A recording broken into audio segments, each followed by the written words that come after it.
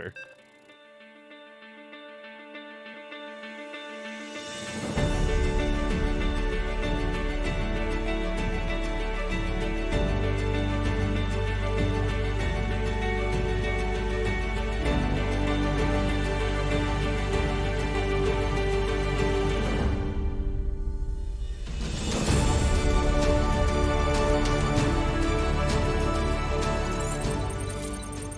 Oh my god, are you playing that hands-free game again? No, Fred Burkhoff, but I am playing another waifu-ish game. So there's a Steam game. It's just to be clear, guys, this isn't sponsored yet. I'm just letting you know in case anyone would like to join us.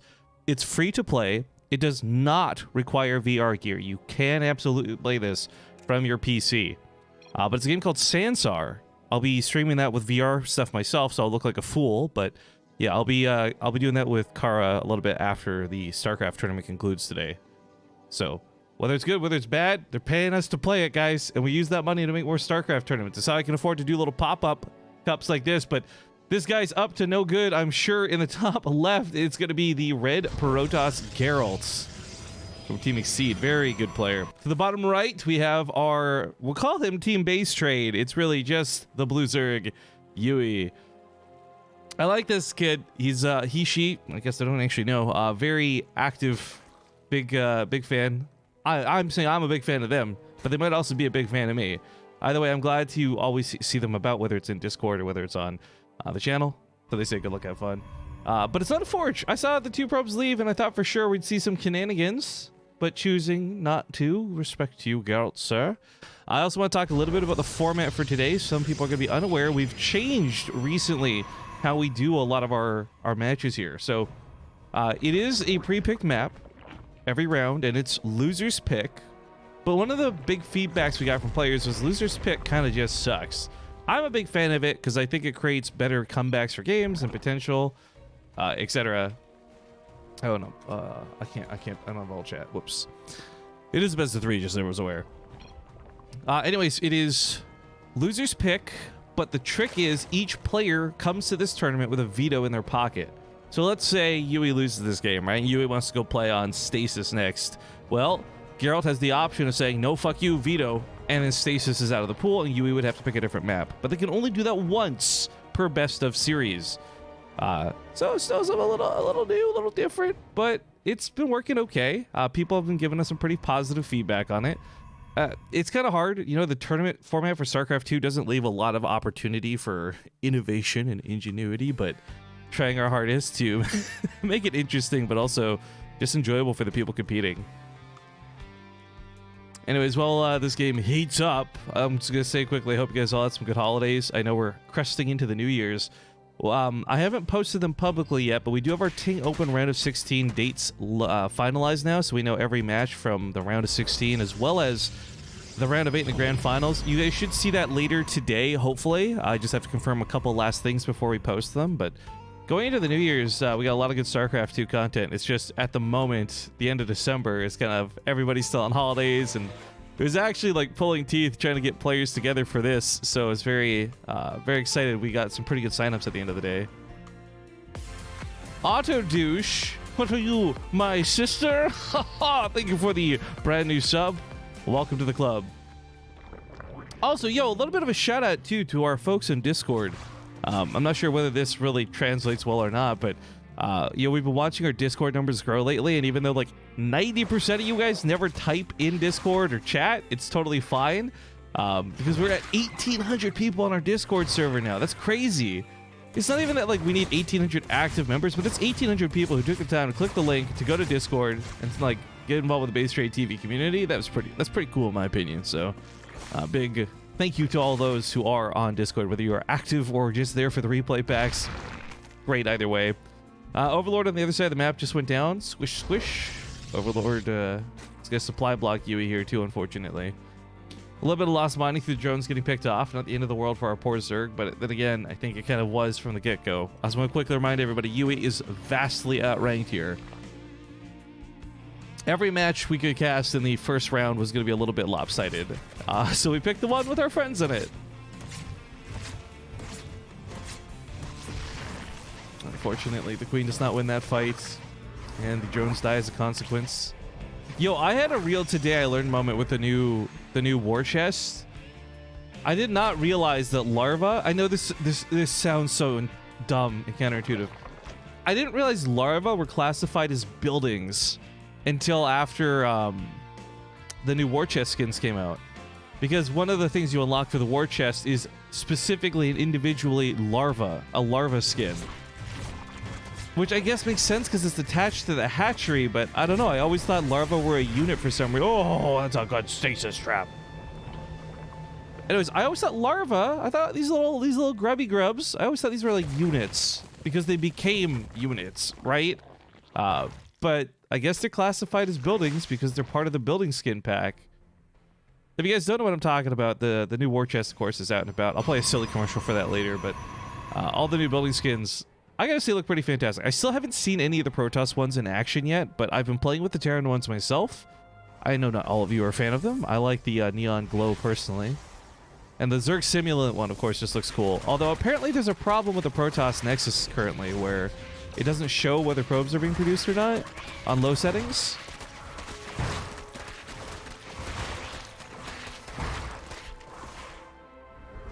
I don't think larvae are considered buildings because liberators can shoot them. Okay, let me rephrase. I didn't realize they were considered buildings in terms of Blizzard's classification for skins. They're definitely units in terms of like how you interact with them. But I'm just saying I didn't expect larvae to be a separate entity in the skin pack, if that makes sense. Like, you have an individual spawning pool and an extractor and a hatchery, and then on top of that you have a larva. Oh, this is not going well, man. Down to 19, 18 workers. These oracles, by the way, have not really... Like, I'm surprised Geralt's really lost anything this game. 3 adepts is all it's come down to. As he pushes across the map, this is going to get really nasty, but really well handled here with the oracle control so far. It's probably because the Zerg don't have enough buildings for the war chest. That is possible. I've never actually counted on my fingers, like, how many buildings does each race have?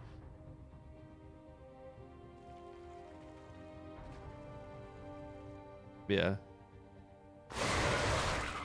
Oh, you guys are saying stop BMing. Look, I am going to speak from my perspective. Oh, well, there's the wall GG. My perspective as a lower league player. You are regularly so overwhelmed and focused on just trying to stay afloat mentally, you don't really think about the assessment of where you are in the game. And so you might be out but not realize it. And that sounds like a silly excuse, but if you guys are out there who've been in that situation, you know exactly what I'm talking about. You've stayed in games where you shouldn't have, not because you were like trying to be rude, not because you're trying to float your command centers. You're just like totally unaware of how vastly far ahead your opponent is because you're just focused on surviving yourself. But on the other hand, you could be like me and be like, no, fuck you, dude. I'm going to fight to the last because that's what I do. I'm kind of a piece of shit, guys.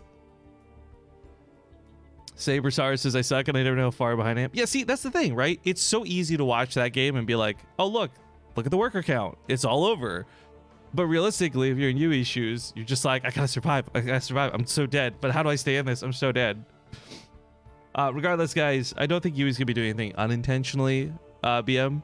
It's one of those things where it's just an outclassed player. Like, to give you guys context here, I believe Yui is Platinum League, if I recall, or maybe lower. I don't remember, to be honest. But Geralt is like top tier GM. He competes in a lot of our tournaments competitively. He wins prize money. There is a gap between these two, to say the least. In fact, Geralt's, let's see here, he's 6,200 MMR. I think Yui's from NA, so they don't have anything on here, but yeah, there's a gap.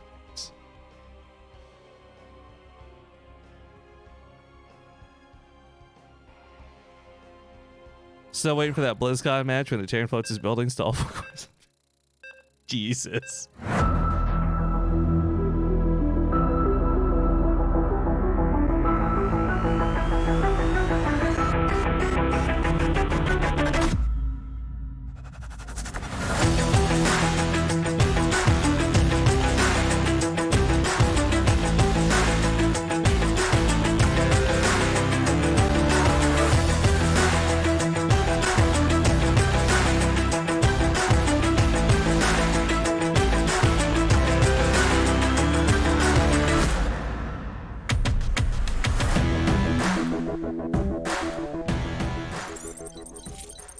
So an interesting question is brought up in chat, which I would be very excited to answer. Colomito1 says, this is not meant as BM, but how did Yui then get into this tournament? Could I have joined this tournament? And the answer to that is actually yes. If you guys are unaware, most of what we do on BaseTradeTV are always open signups, and I encourage people to come play, even if you are vastly out-leveled and out-skilled. Part of this is because a long time ago when the Alima League started, we saw a lot of excitement for players getting to go up against, you know, Pulse or MC or like these really big badasses that they would otherwise never ever see in a game of StarCraft 2. And these guys went into it knowing full well they would lose. They would do something dumb like try and rush a battle cruiser or just cannon rush or silly stuff, but the point was they got to play against pros, something they would never normally get to do. And even though they lost, people seem to really enjoy that. So for years, we've always encouraged open signups for a lot of our tournaments. All of our qualifiers are open signups. All of our, unless we're doing something that is specifically invite only. Anytime we host a tournament, you guys out there who are Joe Schmo in Gold League, you are more than welcome to come and compete. Yes, you'll probably lose, but I hope you have a good time doing it. Aside from that, this whole year from February to December of 2018, for 4 times a month, we hosted amateur tournaments too, varying leagues where you would have like gold and below, diamond and below, platinum and below. And unfortunately, we saw pretty low signups for those. So I don't know if we'll continue those into 2019. But I'm always down for encouraging people to play. So our tournaments are not going to stop. Like, there's no cutoff. There's nothing that says, oh, you got to be 5,200 MMR to play. Look, the reality is the people who are lower league, they will get weeded out in the early rounds. And hopefully they get to have some fun in doing so. I'm all about people just enjoying StarCraft 2, whether you're watching it or competing in it. So to answer that question again, yes, you could have totally played today. And yes, I highly encourage other people to join and play because I don't mind. It sucks, obviously, if you're here for some like really good StarCraft 2 to tune in for this match and be like, wow, this is so one-sided and it's not even close. But like I said, this also leads into a really great matchup. Also, I would like to note some players are streaming their matches. If you're looking for better stuff while we wait, Mana is currently streaming, and so is Beastie QT. Both of them are also competing in this tournament. So Mana is currently waiting on an opponent, but Beastie QT is just now going up against Gung Fu Banda. That's going to be a PvP best of 3. If you'd like to check that out on his stream, I would highly recommend it. He is streaming, and of course, it's just twitch.tv/BeastieQT. But the reason we picked this match, of course, is because the winner, let's be honest, guys, probably Geralt, is going to go up against Clem. And Clem has had some very interesting TVP results lately. Able to kill people like DNS, but then dying to people like Showtime. And I don't know, he's been all over the place. He's very fun to watch. I really enjoy getting to see Clem. So I was really excited when I saw that this was a potential matchup in the brackets. Because I also think Clem and Geralt are teammates, if I'm not mistaken.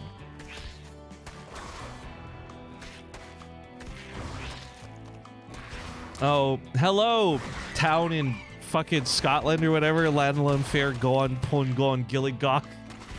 How you doing, man? Hope you're having a good holiday season. I hate your name still. That much hasn't changed. But here we go, guys. I'm just putting his Twitch. Here's Beasties. His games are not being cast, so if you want to watch him, you gotta go check it out on his Twitch channel. Easy peasy. Welsh. Look, I don't even know how to say the name. The fact that you would expect me to know where this place is astounding. You guys are ridiculous. We got speed coming out of Yui. I guess hoping to hit it hard. Some roaches have been hitting in the main. Or hiding? Did I just say hitting? I guess hidden or hiding. Either way, unfortunately, clever tactics of trying to hide them will be intercepted here by the Adepts. Now Yui can choose to either keep these at home. Looks like he will, as he'll rush the links back too. Or just go for it. Just go for it. YOLO. Big attack. No, he's gonna come back home. This is unfortunate. This is actually a really great lesson in timing for StarCraft 2, guys. Because what just happened here wasn't something where Yui would march across the map and automatically win, but he would have caught Geralt at a very important transition time, right? Geralt's moving towards DTs. By having to pull back and deal with those 2 Adepts, that takes away the timing of his attack. Now when he attacks, there's going to be DTs. Now when he attacks, the wall is finished, right? There's just so many aspects of this where, unfortunately, in StarCraft 2, the most difficult resource to come by is time. And Yui, unfortunately, has lost all of his. In fact, I don't think there's a Spore Crawler up. So this is, he's not going to see it coming. He's just literally not going to see it coming. Feels bad, man. Yo, totally unrelated. I don't know if anyone else watches this. There's a show on Netflix called Troll Hunters, and they just recently had their spin-off come out called 3 Below. I'm not gonna lie, I like that show. I don't know why I do, but I do. Anyways, one of the main characters is like this chick who wields like a scythe that looks exactly like this DT blade. And I sat there and I'm like, this has got to be a bit of a reference. It can't just totally be like random, right? Because it's like a side blade too. I don't know. It's really cool. I'm probably like the only person here who knows what I'm talking about though, so I'll just shush up. But yeah, this DT is murdering poor Yui. Goes for a big attack on the other side of the map, and it's like an A for effort situation, but with no detection and no way to see these DTs. Yui is gonna get cleaned up here. Shit. Lol. DTs. Oh, he's not even gonna get the shield. The shield better get the cyber core alive. Oh, he doesn't even get the cyber core. Oh, I'm so sorry, Yui. GG. Geralt's will take this series 2-0. But as I stated, guys, the main reason we picked that matchup because it means Geralt faces off against Clem. I'll host this up in a second. I'm not going to play commercials. I am going to, however, play that silly war chest video. Give me just 1 sec here, guys. I got to figure out what map we're doing. Cerulean Fall. Okay, here. I'm doing this instead of playing commercials. Love your faces. Be back in a sec. Feeling uneasy about StarCraft's future? The future. Are you unsure if you can afford a war chest? War chest. What about WCS? WCS. Well, don't fucking worry. Winning. Check out the war chest. Quit wasting your day grinding the ladder and losing those precious ladder points. For a limited time, you can level up your war chest, unlock skins just by simply watching BaseTradeTV. Monday through Sunday. Sunday. Lots of skins. Hell yeah, there are. Buildings too. We also get part of the sale. Cash money. Just use our unique link or click below the stream. Contributions from the war chest will go towards funding BTSL Season 3. While the war chest and the affiliation we have with it are thanks to Blizzard, please understand that the thoughts, opinions, shitposts, and memes we represent do not represent Blizzard Entertainment. There are no side effects. This isn't a drug, but if there was and if there were, they would include making him slightly taller, muscle definition, sexual appeal, larger general sense of well-being, and the inability to be tilted on the ladder thanks to all the cool skins you have now to show off. Speaking of building skins, here's a joke for the road. The war chest is like an emotional wedding. Everything comes in tears. BaseTradeTV, the link doesn't work for EU people, at least for me. Do you have an affiliate link? That link is supposed to be global. If it doesn't work for you, then I sadly don't have a solution. Doesn't my ears deceive me? It's not a donation.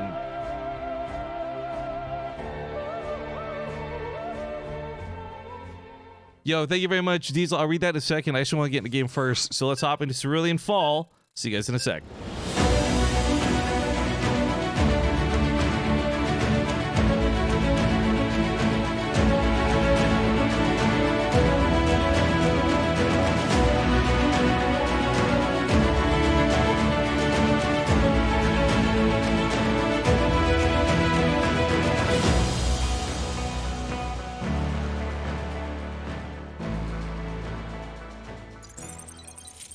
All right, Lord Nate says, where would I go to join these tournaments? So, my best suggestion for pop-up tournaments like this, just keep in mind, guys, this was not something scheduled. This is not something regular. This is something we're just throwing on a bit of a whim. This was just, pay attention to Twitter or get in our Discord, right? We have two different Discords. There's a player-only Discord, and there's a just everybody Discord. Either way, we post about these all the time, so if you want to catch a pop-up cup like this, that's your best bet, that or Twitter. However, when we have more scheduled, more regular stuff, it'll be a lot easier to see what's going on because our events tab will be updated, which it currently isn't, I'm aware, guys, but that has everything to do with confirming Ting. But yeah, so if you guys want to play in this stuff, just keep an eye on it. That's all I can really say. $10 though. $10 dues coming from Diesel. He says, you're a pillar of the StarCraft 2 community. Love you, brother. Dude, thank you so much for the $10 and the kind words. But let's hop in a game because this one's going to be really good. We got two teammates going at it for this game. In the bottom left side of the map, we have the blue Protoss player, Geralt. And his opponent in the top right, going to be the red Terran, Clem. Now, that last series was... Ooh. That last series was a little one-sided. This one should be much closer.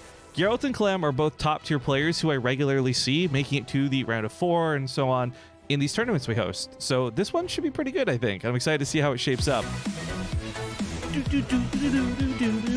Of course, if you guys watched Slay Them All, you got to see Clem play some pretty good TVPs, so I'm stoked. But Bractimus, thank you for the 500 bits, and Rate Draven comes into combo with 200 afterwards. Thank you guys so much. But to answer a couple more questions about the war chest before we get too deep into the game, First and foremost, I don't really have a lot of control over that whole affiliate thing. Some links work, I guess, and some don't. Blizzard gave us one link. Originally, it was a US only link, and then they updated it to be something global. It's supposed to just simply redirect to your region. So if you're tuning in from Europe, you click on it, it's supposed to take you to the Europe shop. Same link will take other people to the North American shop, etc. I don't have control of it other than that. So if you guys can, cool. If not, not a big deal. I think, I don't know the exact numbers here, so don't quote me. I think we get like maybe $1 per war chest sold. It's not much, to be honest. But the point is, if you guys are going to buy the war chest, make sure you use your favorite streamer's affiliate link, whether it's ours, whether it's Zombie Grubs, whether it's other people's. Everyone has their own links on their own Twitch channels, and every little bit counts. I've, of course, pledged to put any money we make, whether it's $2, $20, $200, whatever money we make, we're going to put towards trying to make BTSL Season 3 happen. And the reason I bring this up, it has a little bit to do with today's post-stream sponsored broadcast, because I've been saving up the money from a lot of these little sponsored streams we've been doing, whether it's the odd game here and there. And I'm trying to, if possible, fund BTSL Season 3 entirely through our own merits, so I don't have to bring on a big sponsor if I can. Now, at the moment, this also has to do with the fact that there's just not a lot of sponsors looking to throw money at StarCraft 2 nowadays. But I think BTSL Season 3 could be something really great. If I could, I would start it ideally in February. And as far as funding for that goes, we're nowhere close to getting it off the ground, but we've got a couple $1,000s saved up already. So again, like today's stream, when it's done, we're going to be doing a VR sponsored stream. If you guys could consider sticking around for it, even if you're not interested in watching it, we are paid per viewership for that. So the more people watching, the more money we make, the more money I can put towards BTSL. It's kind of the goal at the end of the day. We'll talk more about that later, because I know you guys don't want to hear me talk about money. Just want to make that little bit of an announcement, because it's happening after the stream today. Anyways, as far as this goes, it's not bad of an opening, actually. Geralt, of course, losing a couple of adepts. Clem losing only the Hellion. He breaks in, and this is kind of dangerous, because with the Oracle across the map, there's not a lot to stop this. And one Hellion can do a lot of damage if not dealt with correctly or quickly. So the adept giving chase is certainly the right move. There we go. Gets killed. This Reaper can pick up 2 probe kills, maybe? Doesn't quite get it. Other side of the map, the Oracle comes in for some damage, though, and a bit of tit for tat on this one. Targets the command center. Ooh! He was busy trying to chase that Reaper back on the other side of the map. I guarantee it. Now, Whatchamacallit land in the natural base of Geralt. Not going to get the most amazing shots, but he will get out of there, which is really key. Both players right now are so busy trying to micro on each other's side of the map, neither of them are really defending perfectly. So losses are taken on both sides of it, but at the end of the day, I think Geralt comes out a little bit, I want to say better off, but that's not true. Economically, he's better off, right? He's up 7 workers. He's moving towards the 3rd base. However, it's kind of at the cost of army, right? What's he got? An Oracle or 2, a Phoenix? Meanwhile, Clem's getting towards a push possibly here. He's got siege tanks out. He's got a Viking. He's got a Liberator. He doesn't have a really big army, but he's got an army big enough to possibly shut down this 3rd base. These double Widow Mines, too. If he sets a tank up on top of them, anything that comes over to pick them up is going to get shot. Missile turrets are placed, too, so, yeah, he's got the defense against the Oracles. This is great, because now he won't have to look on the other side of the map. I think he just killed 2 Stalkers, or a Stalker and a Probe. I'm unsure. Both Widow Mines are on cooldown now, however. He can land the Viking, by the way. The Viking, of course, has a lot of bonus damage to it. Look at that. A lot of bonus damage to Stalker. He micros it! Oh, he's juking out the shots! Oh, God, Clem, you're so good at StarCraft. So jukes at the Stalker shots. The Marines live a little bit longer than they should have, in fairness. The Viking, doesn't even need to get back in the sky. The Widow Mines came off of cooldown. Big shots take out the Oracles. The Siege Tank is too much for these Stalkers to engage with. That Nexus is in some serious peril. And Clem, it's not a big rally of units, but he does have reinforcements coming. I mean, if this one adept transfers through, I don't know if there's a lot of fear about this. It's going to take him a long time to kill the Siege Tank. Do some more of that Viking micro. Whoop, whoop, whoop. Okay, loses on that last one, but he still has a pretty good attack force. Unfortunately, though, I think it is going to get cleaned up, and at the end of the day, Clem trades out about even. This was really cool to watch, of course, but doesn't kill that 3rd base. Got it to about half health. Of course, all the shields. This was a situation for Geralt that was certainly precarious, make no mistake. But the problem for Clem is his 3rd CC's only just now finishing up. He's going to be a little bit behind getting to this 3rd. But the beauty, I guess, is with that pressure, with the attack, there weren't probes transferred over. The mining didn't get crazy out of hand. I mean, Geralt's had better mining because he's had more workers, but his these mules land and these orbitals finish up. And as Clem takes a third base, we should see him get back on that economic train. I seen Viking drops back in Wings of Liberty, says Jay Pegney. Yeah, I don't know. You don't see it happen too often. In fact, for, I want to say 5 years almost of StarCraft 2 existing, Vikings actually did not have a pick up and drop animation. I believe that is an exclusively 2018 patch thing, where Vikings finally got an animation for being dropped out of the medevac, because nobody did it. Nobody would do it. You'd have like one example a year where somebody would do a Viking drop, whether it's little micro-coordinated battles like what we just saw or otherwise. But at the same time, another 2018 exclusive thing. Oh, nice catch on the Oracle. Another 2018 exclusive thing was Vikings getting that big boost in damage, right? 20 damage a shot to mechanical units. At least I think it was 2018. Maybe it happened at the end of last year. But the point is, Vikings actually are worth landing now once in a while. Before, it was kind of just, you did it out of desperation. But we got Whatchamacallit going to head across the map with a better Bioforce this time around. They are going to be contested here now with Blink. +1 is done as well. However, Marauders are just so good against Stalkers. This could go very badly. Not to mention the odd Whatchamacallit shot that may or may not go off. Oh, Yui, by the way, is correcting us in chat. I didn't know this from earlier, but apparently he's part of the Psystorm community team. So hell yeah, dude. Kudos to you. I believe you just recalled the Stalkers is what we heard. Yep, Stalkers get home. Whatchamacallit's going to try and zone them out, however. There's an Observer. Ooh, but even with the Observer here... Oh, Friendly Fire's going to be a dick. Yeah, a lot of the Marines getting splashed out there. But even with the Observer, it's still tough to take the engagement because any of these shots act as basically an EMP. These Stalkers get shredded, but the force fields keep the army from fighting all as one. So this actually works out okay. I think Clem's on a much better spot at the end of this engagement, but this was a pretty good trade on both sides, I gotta say. Marauder's gonna go down, Medevacs die. This kind of sucks, but Clem's got more units where that came from. Also, yo, Regeltis, 54 months. Today's the big day for a lot of people. Thank you very much. He says, good afternoon, everybody. Well, hello back at you. Oh, he picks up those Whatchamacallits, by the way. He's going to try and go for a drop. There is a cannon, and there is a shield battery, but I think the bigger fear here is more that the medevac might die before the Whatchamacallits do. This thing's on 36 health. It's a little bit rickety. Oh, no! Oh, no! Clem, of course, couldn't have had any idea that was going to go down like that. It was really unfortunate, but looking for a bit of payback. Here comes this Whatchamacallit, so this probe's not being pulled away. Woo! Well, he just killed his own medevac. But 10 probes go down, forcing a warping of Stalkers too to clean that up. I still say worth it, I think, considering how dead those units were on the front line, how much little they were going to do. 10 probes is not bad. Both players on 60 to 60 workers. But folks, did I not tell you this was going to be a better game? This is a much closer matchup, and it's being reflected, I think, not just in the resources lost, but the pacing of the game. These guys are going real back and forth with it, and I really like it.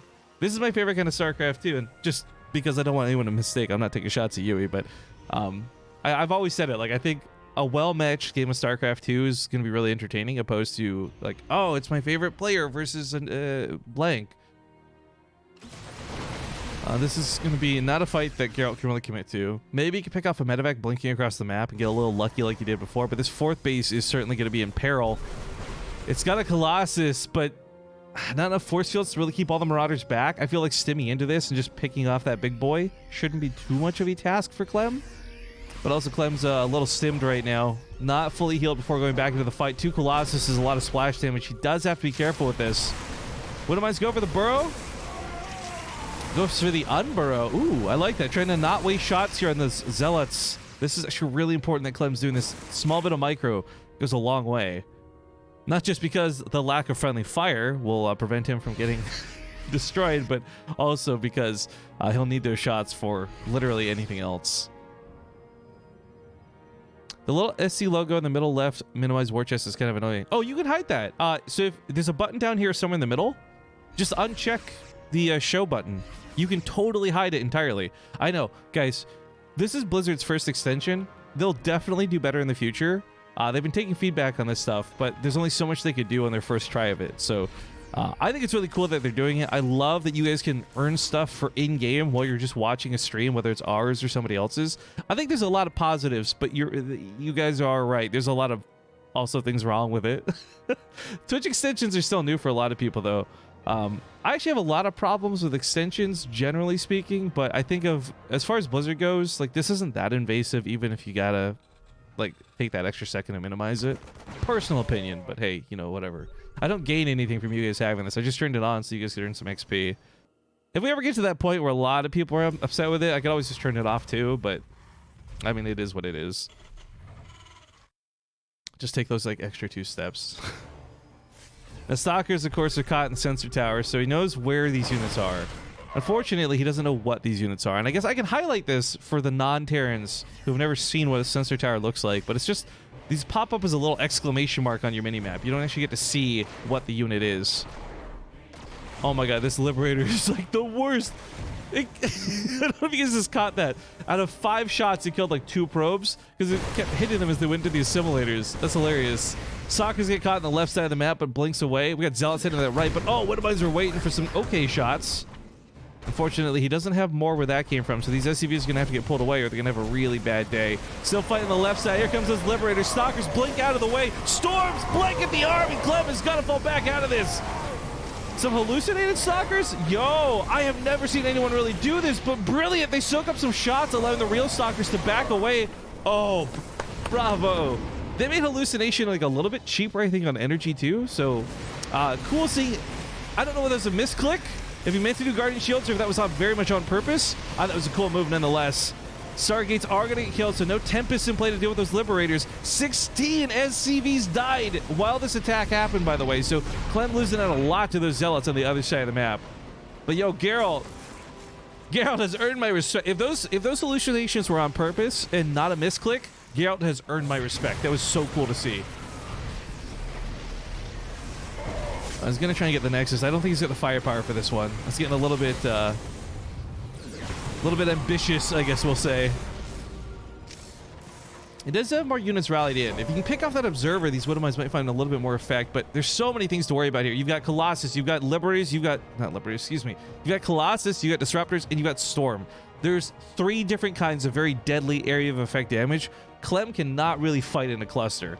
And unfortunately, one thing we've seen out of Clem throughout, well, the course of casting him, and I don't mean to bring this up as like a big negative, but he tends to have his weaknesses be in splitting.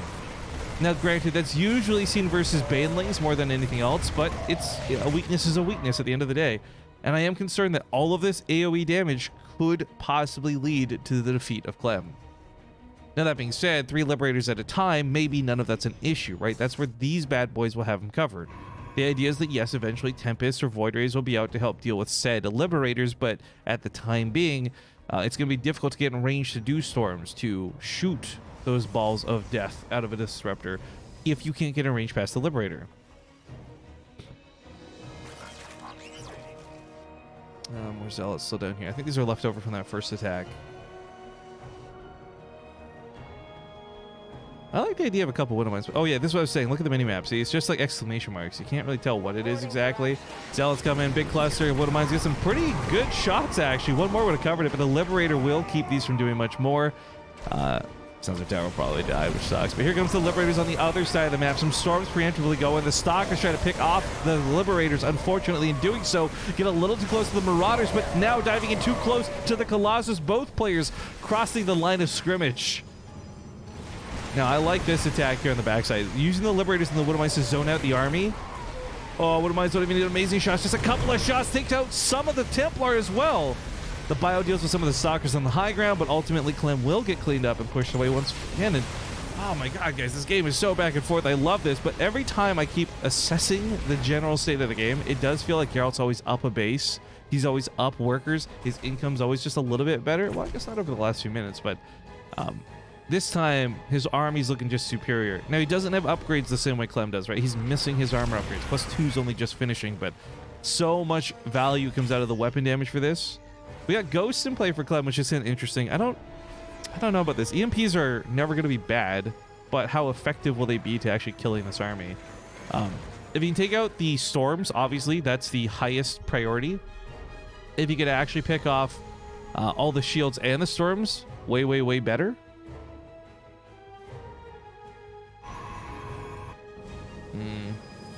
Big warp prisms down here. Actually, one thing I guess I hadn't really noticed, I don't think a single warp prism's been built this game. which is noteworthy for a couple reasons. One, obviously, you warp in attacks on the other side of the field instead of walking them across like this, but also it is a nice way to protect ghosts, or Templar from ghosts. I know he's a long time gone, but Grubby was the first guy I ever saw do it. I always think of him every time we see someone, whether it's stats or otherwise, but yeah, Templar hiding inside a warp prism basically means they cannot be EMP'd. The warp prism can be EMP'd, sure, but the Templar inside will be safe and sound. Looks like he catches some units in the middle of the map. A little bit awkward here. Disruptor gets a good shot off before dying. The army, of course, came back to respond to this drop, which seems to cause a little bit of chaos, but cleaning up his side of the map gives him a little bit of breathing room. Now, there's still a Liberator over here, and with that Widow Mine taking off the shields of these Zealots, it can almost one-shot them. Really expensive run-bys out of Geralt that are not getting the damage done that he wants. Ghosts, of course, have bonus damage versus light, which should make them good against Zealots. Oh my god, that guy lived. How much health do you have? 4 health. Yikes. But this game's crazy. This game won in a best of 3, by the way, guys. I'm just so stoked that this was a good match we got to cast. But as I said earlier, and I would like to reiterate really quick, guys, we have streaming his own point of view from his games. He's also in that tournament bracket. We have BCQD streaming his games versus Gun Fu Banda. I don't know how those are going at the moment, but there are other streams to check out too if you guys want to see some other games going down in this tournament. But all right, we got Liberators setting up. We got Tempest, which will eventually, slowly, but eventually remove those Liberators from play. The question is, really, can he do enough before that? EMPs land, but don't quite hit those Templars. He's got a couple of Ghosts left, though. Nexus falls. Club can disengage from this, too. Use the Widow Mines for cover. I love this. Now, those Tempests, of course, are really fast. That's one of the beautiful things they got in the patch, was a lot of speed. They move as fast as a Void Ray now, but that being said, can't really chase through a bunch of Widow Mines. Also, yo, credit to building armor.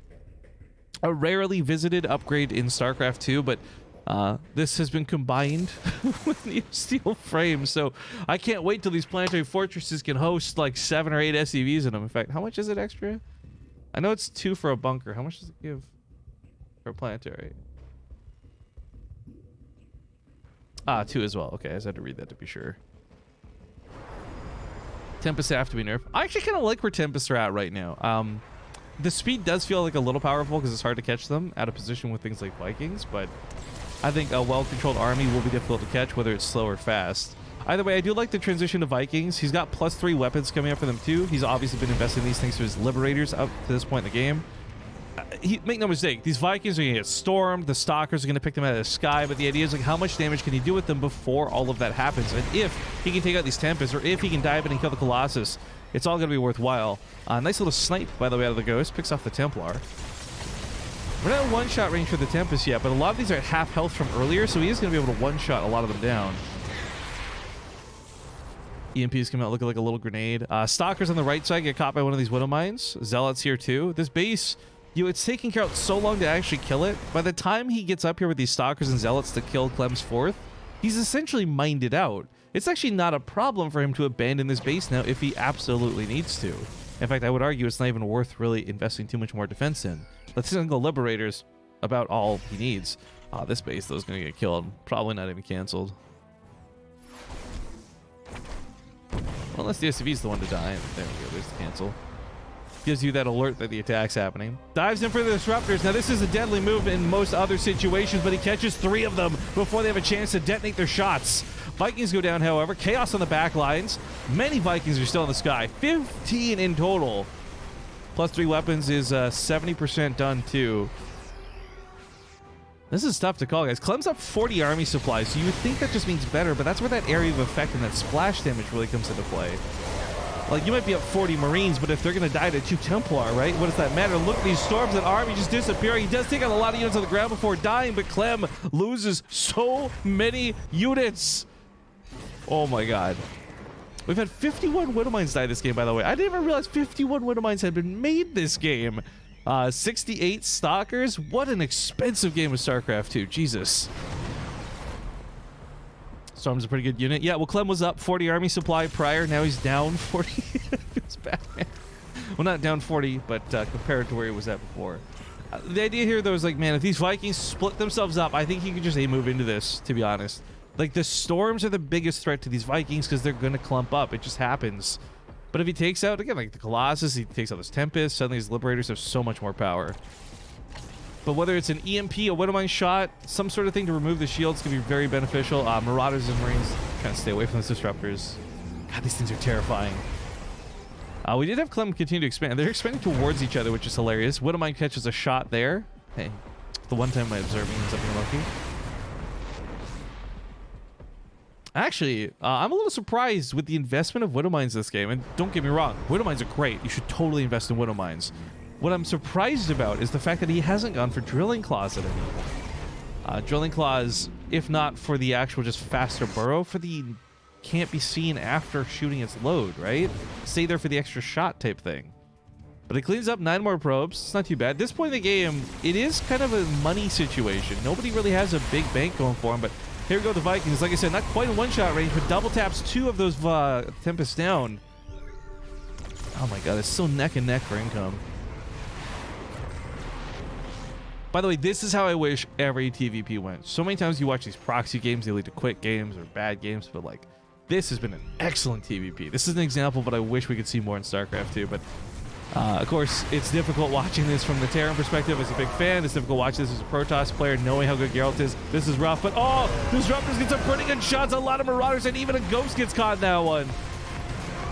Still Widowmines on the back line to cover his ass in full retreat mode now.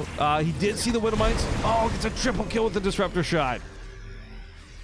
Link Ray 1000, thank you for the Twitch Prime sub. You chose a great game to come in on. But hey, real quick, if you guys are enjoying this game, make sure to check out more on our YouTube at youtube.com/BaseTradeTV.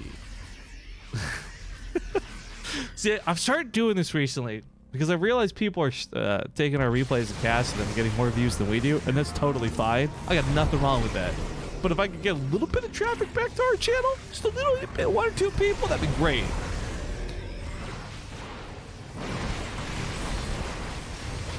Oh, this is shots and shots and shots, trying to pop off what they can on this army. Disruptors, though, it's a really interesting dance of the way the Disruptors, the Liberators, and Widowmines have been working this game. Now, the big thing you can catch is if you can kill a Disruptor before its shot detonates, its shot will just simply disappear and not detonate, and that's what we're seeing Clem try and do as he dives in on top of the Disruptors. Storms are waiting for him, though. There's a lot of Templars, 6 of them, most of them with full energy. Oh, he sets in his own storm. That's a little awkward. Liberator sets up down here to deny some mining, some very precious mining, by the way, because Geralt, well, he's not poor or anything. He's got 1,500 minerals banked up. What he could really use is gas. With really expensive units like Templar and Stalkers, it's going to be tough to keep this up in the trades if he runs out of those assimilators. I would like to note that Geralt has been slowly bleeding out on the back lines and not replacing these probes, which in some situations would be okay, but in this particular game, there we go, he needs to start building probes. Because he doesn't have a lot to transfer over once he's lost these. Like, down to 41 workers is not going to be a lot of money, even if he has all the bases on the map. Link Ray says, I'm just part of the silent YouTube majority that Riff keeps calling out. Look, I'm not trying to force you guys to be, like, super active, but it's one of those things where, like, I know you're out there. I feel like I'm part of the X-Files sometimes. Oh, he gets the base. Oh, that's really nice. He'll lose a couple Marauders for this, but it's definitely a pickoff Clem needed to get ahead in this game. Also, small note, I feel like a Stalker or 2 positioned here could easily pick off a lot of these SCVs, but so could a handful of Zealots, so... Wow! Rest in peace, this base. Abandoned ship! No, there's no planetars to fall back to. Luckily, he does have building armor, though, which will buy him a little bit. 3 armors. A lot, all things considered. Oh, that medevac flew too close to the sun. He's caught on both sides of this, though. Oh, this is a problem for Clem. This is like possibly a game-ending problem for Clem. He's in full retreat against these Zealots. The Vikings can't even get their shots off. There's no Liberators set up for this fight. Where are his Liberators? There's only 2 in play. This is bad, guys. This is really bad for Clem. He can't find a spot to engage with. His Vikings are just constantly out of position. He doesn't want to give up the bases. He needs the money, but there's the storms. The Vikings get blanketed. They try and take out the Colossus before they go down, but his army is falling to pieces. The command centers, 2 of them die. 16 SCVs gone. GG finally called.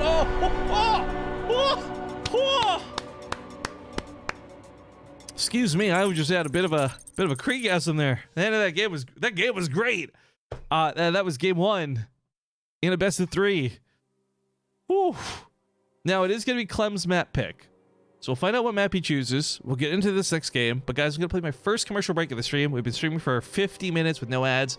One small commercial break, 2 minutes. When we get back, it will be game 2. Thank you for watching.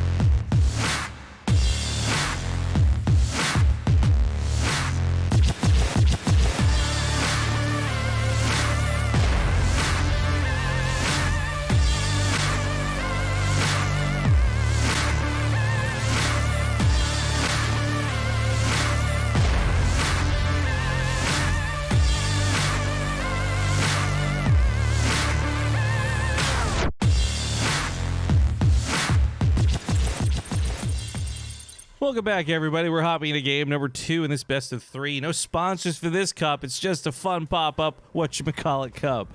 Now, there's a little bit of hesitation. I'll highlight this in a moment that you guys missed thanks to the intro, but spawning here on the bottom right side of the map, he is going to be the blue Terran player, Clem. With his opponent top left, about to get it with a proxy, it is, of course, going to be Geralt's. Now, the one thing you guys missed was there's an SCV that got pulled to go for this proxy, right? But he did a, I want to do it, I don't want to do it, I want to do it, I don't want to do it, okay, let's go for it. And that's not a problem. It didn't cost them like any timing. It was like 5 seconds maybe at most. Not the end of the world, but it's one of those things where, okay, was Clem convinced this is the right move? Was he thinking too hard about it? I mean, a little bit of indecisiveness witnessed by that SCV. I kind of understand where he's coming from. Proxies, I know, are the meta, and it's what everyone's doing versus Protoss, but they're also, as kind of pointed out here, easily scouted for. So there's only so much you can really get away with this. Double gas has also fully been taken. We're probably going to have him try to wall this off, but ooh. This is kind of a clever move out of Geralt. This is going to make it very difficult for Clem to actually wall off the base. Typically you do, depot factory. That way it's fully walled off from an attack. But with this pylon here blocking it out, there's no way to actually fully wall this off. Now I'm curious if he lets it finish. He does let it finish. He really wants to commit to blocking this out. Bunker's not going to get done anytime soon on the other side of the field. The Reaper coming out could maybe do a bit of harass if he hops right to the main, grab a couple of probe kills, but realistically, I don't see this going much further than that. And with actually his Zealot, oh, this is so clever. This is a 200 mineral cost investment that's going to make Clem have to come home with that Reaper instead of getting probe kills on the other side of the map as you normally like to do. This is because ideally, everyone knows when you put down the barracks and proxy, when it's not handled correctly, you lose about 4 probes. I won't say about average, right? That's 200 minerals. On the other hand, if you spend a pylon blocking this out and you send that Zealot across the map instead of staying home, Same cost, but without losing probes. I think this is actually a really clever way to do things. In fact, the Zealot itself may or may not even be a problem here. Gonna walk on over. The Adept follows it up too. Another Reaper heading towards the main base. I like this out of Geralt. I've never watched someone do this as a response to this. Out of all the games I've played, but yeah, this is really clever. People ask about Geralt who don't know him in the chat. Oh, he lost the Reaper! No! Is that game over? Looks like you gotta pull all the SCVs. Hellions gonna have to come out too. CC's gonna probably get canceled. The barracks all the way. Oh, this is bad, guys. This is really bad. Both these guys are well above good. I'm just surprised that Geralt is making such mincemeat out of Clem, but oh boy, this is tough. Helling's gonna die to the Adept in one more shot. Oh, she transfers through. Oh, that's so gross. And she's gonna walk away and probably live to see another day. 4 health. SCV's looking for the last shot. Can he get it? Oh! But the hero SCV still doesn't save the day. Cyclone could eventually deal with what's left, but this has already caused so much damage, and it's unfortunate because this is Clem's own doing. He chose to go for the proxy, but Geralt responding to this just so perfectly, so correctly. This is really well done. And it all comes down to that pylon blocking out his... Like, if he had been able to fully wall this off, right? He could have put the CC in the high ground. He could have put this in the main base. He would have had to deal with anything killing SCVs. 12 workers go down. And even though there's a Cyclone to help deal with this Oracle that's about to hit, even lock-on is going to take a few seconds to kill this thing. And any workers lost at this point are beyond devastating. Oh, no.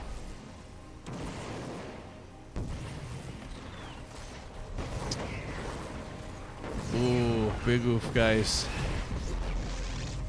13 SCVs left in play. Command center still not done. No second orbital to fall back to. We're kind of teetering and tottering on that point where, like, does Clem say it's all over? But with Magfield Accelerator, I guess he might be trying to do one last, like, blitz of a Cyclone and attack. And in fairness, if this was like a ground follow-up and there wasn't a Stargate, it might just work. Oh my god, are you kidding me? That is 71 out of 71. That is 100% done, and yet it's not done. This is Schrodinger's command center. Fuck this. Oh, this could not be going worse for Clem. But what I was kind of getting at with Magfield Accelerator, which was kind of interesting, is it is a lot of damage. It's a stupid a lot of damage against anything armored. So at 5 shots of shield battery, like 4 shots of Stalker or something like that, it's a lot of damage. And maybe in some kind of Hail Mary blitz, Clem could pull all the boys and maybe make this happen, but this is, you know, Clem has used up all of his bad luck for the day, so the nice thing is he's going to have a great day after this. Just unfortunately not here.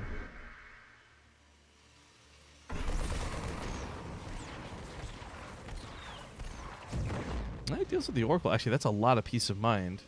Unfortunately, though, even with Magfield Accelerator, he's got all these Stalkers he's going to have to contest. Oh my god. See, it's a lot of damage. With, like, these Cyclones are a potential hope in the game. He's not just staying in this for no reason or to be BM. Like, there's legitimately a lot of power in these Cyclones, and the biggest threat to these Cyclones was getting lifted up by the Phoenix, and that Phoenix is gone. And hold the phones, guys. Is Clem suddenly back in this game? Geralt's going to lose anything that tries to run away from these. Of course, they can't really run away from these the same way you'd expect them to, but Clem also getting a little bit too greedy there. Loses a Cyclone where he really did not need to, unfortunately. The Adepts on the other side of the map will be dealt with. The Cyclone's up to home. One got repaired. 3 Marines are out too, so he chases down all the Stalkers down the middle of the map. Geralt's now down to 9 army supply. For all the money that he has, what he could have used more than anything else was a Warp Prism. Now that this is out, the key thing about the Warp Prism is it can break a lock-on just by picking up a unit. So instead of getting murdered and no chance to escape, just pick up and drop. But it's very important that the Warp Prism itself doesn't get locked on, because it is also an armored unit that will die and melt very quickly to the Cyclone. So Geralt has shown us a lot of great precision in Game 1 through that crazy game. He's going to have to show it again here for map number 2. A lot of Marines to work with too. He tried to focus on the shield battery. If he'd been able to grab that shield battery, actually, that would have been great. But here we go. He's breaking the lock-ons. Lock-on is a 4-second cooldown. It's not terribly long, but it is enough that you don't want to fight while it's on cooldown. Remember, the Cyclones don't get any auto-attack bonus damage. It is totally just through their ability. Charge is coming out soon too. That's going to make it really a lot easier to deal with these Cyclones, I think. But he picks up and goes to the main base with a medevac. Cyclones going to kite around the best they can in the middle of the map. But does Geralt realize this? Because that's not a lot of powerful Marines. There's not even stim on these, but it's still 8 Marines that need to be dealt with. Stalkers get caught before finish warping in. Medevac's going to heal up too. Cyclones now come back in, but they go in a little bit too deep, a little bit too close to the sun, if you will. They will pick off this Immortal. Oh, this is kind of awkward all over the place. Clem's sitting here in a pretty precarious situation where he's done a pretty okay amount of damage. And I feel like the amount of army he's traded out for should have left him with a better chance to recover in this game. But even still, he's only on 31 SCVs to 47 probes. Geralt's got a 3rd base coming down. I can't say this looks great for Clem, guys. Charge lots especially make this not look great for Clem. But credit where it's due. He did a lot of damage in the worst case scenario. In the worst situation a Terran player could find them. So what? That guy got cut literally in half. See his guts. He did do a lot of damage. Just unfortunately not enough. That dang Warp Prism. So good. 6 range pickup. So good. Not even a balance thing, by the way. I'm not even, like, normally I'm pretty shitty and sarcastic. That was actually so good. Because without it, Geralt would have lost this game. There's no question about that in my mind. I would actually say what I'm most impressed with, though, is the fact that he got 2 Immortals out in the timing he did, too. Charge finishing up as well, but... Oh, Stim's not done for the attack. Tanks gonna try and set up. We got Liberator goes down pretty quick. Zealots. The Zealots start getting weeded out. No, there's some chance. That's it, guys. Clem played a great couple of games with XDDDDD. Geralt will ultimately be the one to take the series. So congratulations to our Protoss player who will advance on to the semifinals. In the bottom side, we have Liquid Mana versus Gung Fu Bandit in a PvP. On the top side, we have Bly versus Geralt in a ZVP. We will probably go with Mana's game here first. Although, wait, did they start? They're not supposed to have started. Let me just see this on Mana stream.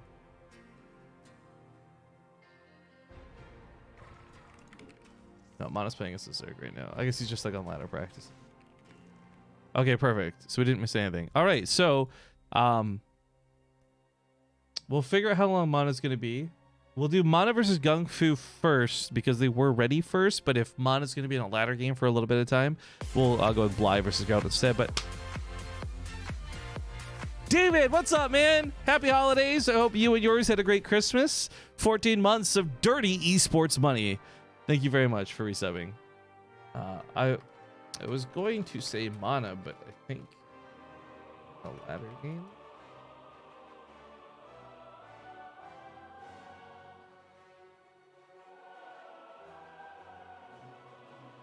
All right, we're going to try and figure out what's going on, guys. If Mana is going to be in a game for a while, we'll do Bly and Geralt. I mean, we got both matches coming up. We're in the semifinals now. Again, here's the quick little... If you guys can't type the bracket link yourself, here's where we're at. Bly versus Geralt. Mana versus Gung Fu Bandit. We have $150 in prizing for today. 100 for the winner, 50 for the loser. Well, 50 for the runner-up is probably the better way to phrase that, if we're going to be honest. But either way, we're going to a small commercial break, I guess, while I try and figure out what's going on. Hopefully, it won't take too long. And when we get back, we'll know which of the matches we're going to cast. So thank you guys for watching. Big love for tuning into this pop-up cup today. We've had some great games already. Geralt and Clem for me, game 1. That's going to be like game of the week type thing. If you guys just tuned in and you missed it, like, stop what you're doing. Go back in our VOD right now and go watch Geralt versus Clem in game 1. It was so good. But yeah, be back in a few seconds. Thanks, guys.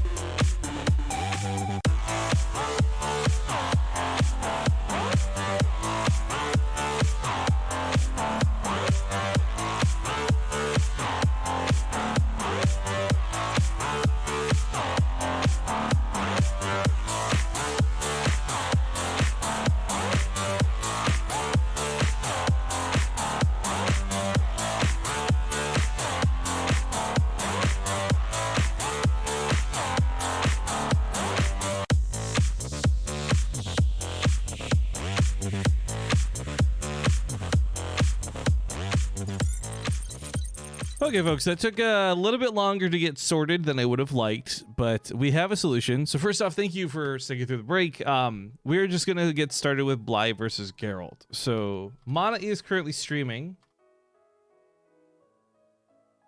He's playing his own game on ladder at the moment, and there's no problem with that. You know, he didn't know how long we would be. It's totally cool that I went to go play a ladder game. It just means that instead of doing Mana versus Gung Fu Panda first, like I had hoped, we will do Geralt versus Bly first, and then afterwards do Gung Fu Panda versus Mana. But I would, again, highly recommend checking out Mana's stream. He is pretty good at commentary a lot of the time. I enjoy his stream quite a bit. If you guys don't know his stream, it's just twitch.tv/liquidmana, I think. I'm just going to paste it in chat here. Remember, he's not currently playing a game for the tournament. He's just playing a ladder game. Oh, he's playing as Zerg, by the way. But yeah, we're gonna have to just skip his game for now. We'll come back to it afterwards. So on the other side of things, we're in the lobby for Kairos Junction. Bly is good to go. We are just currently waiting for Geralt. And then, yeah, we'll hop into this best of 3. Bly is feeling very confident versus Geralt, by the way. So the reason... I'll explain this once we get in the game. Let's hop into it first. Kairos Junction coming up, folks.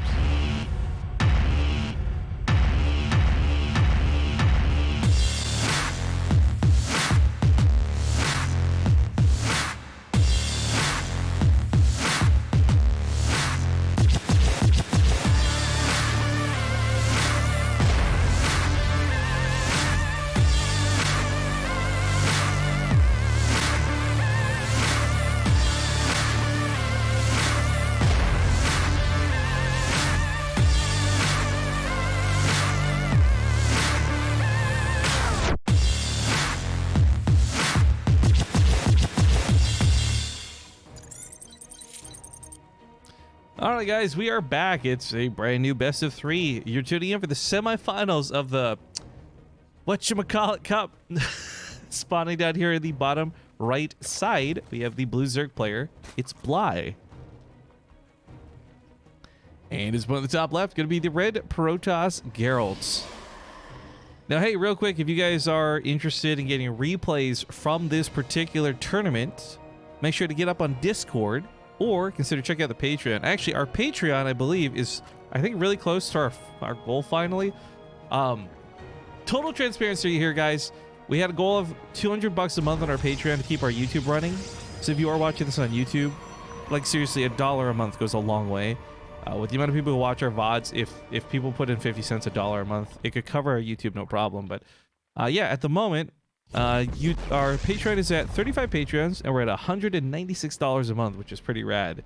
If you guys want to support that, of course, obviously just check out the Patreon. It's patreon.com/BaseTradeTV.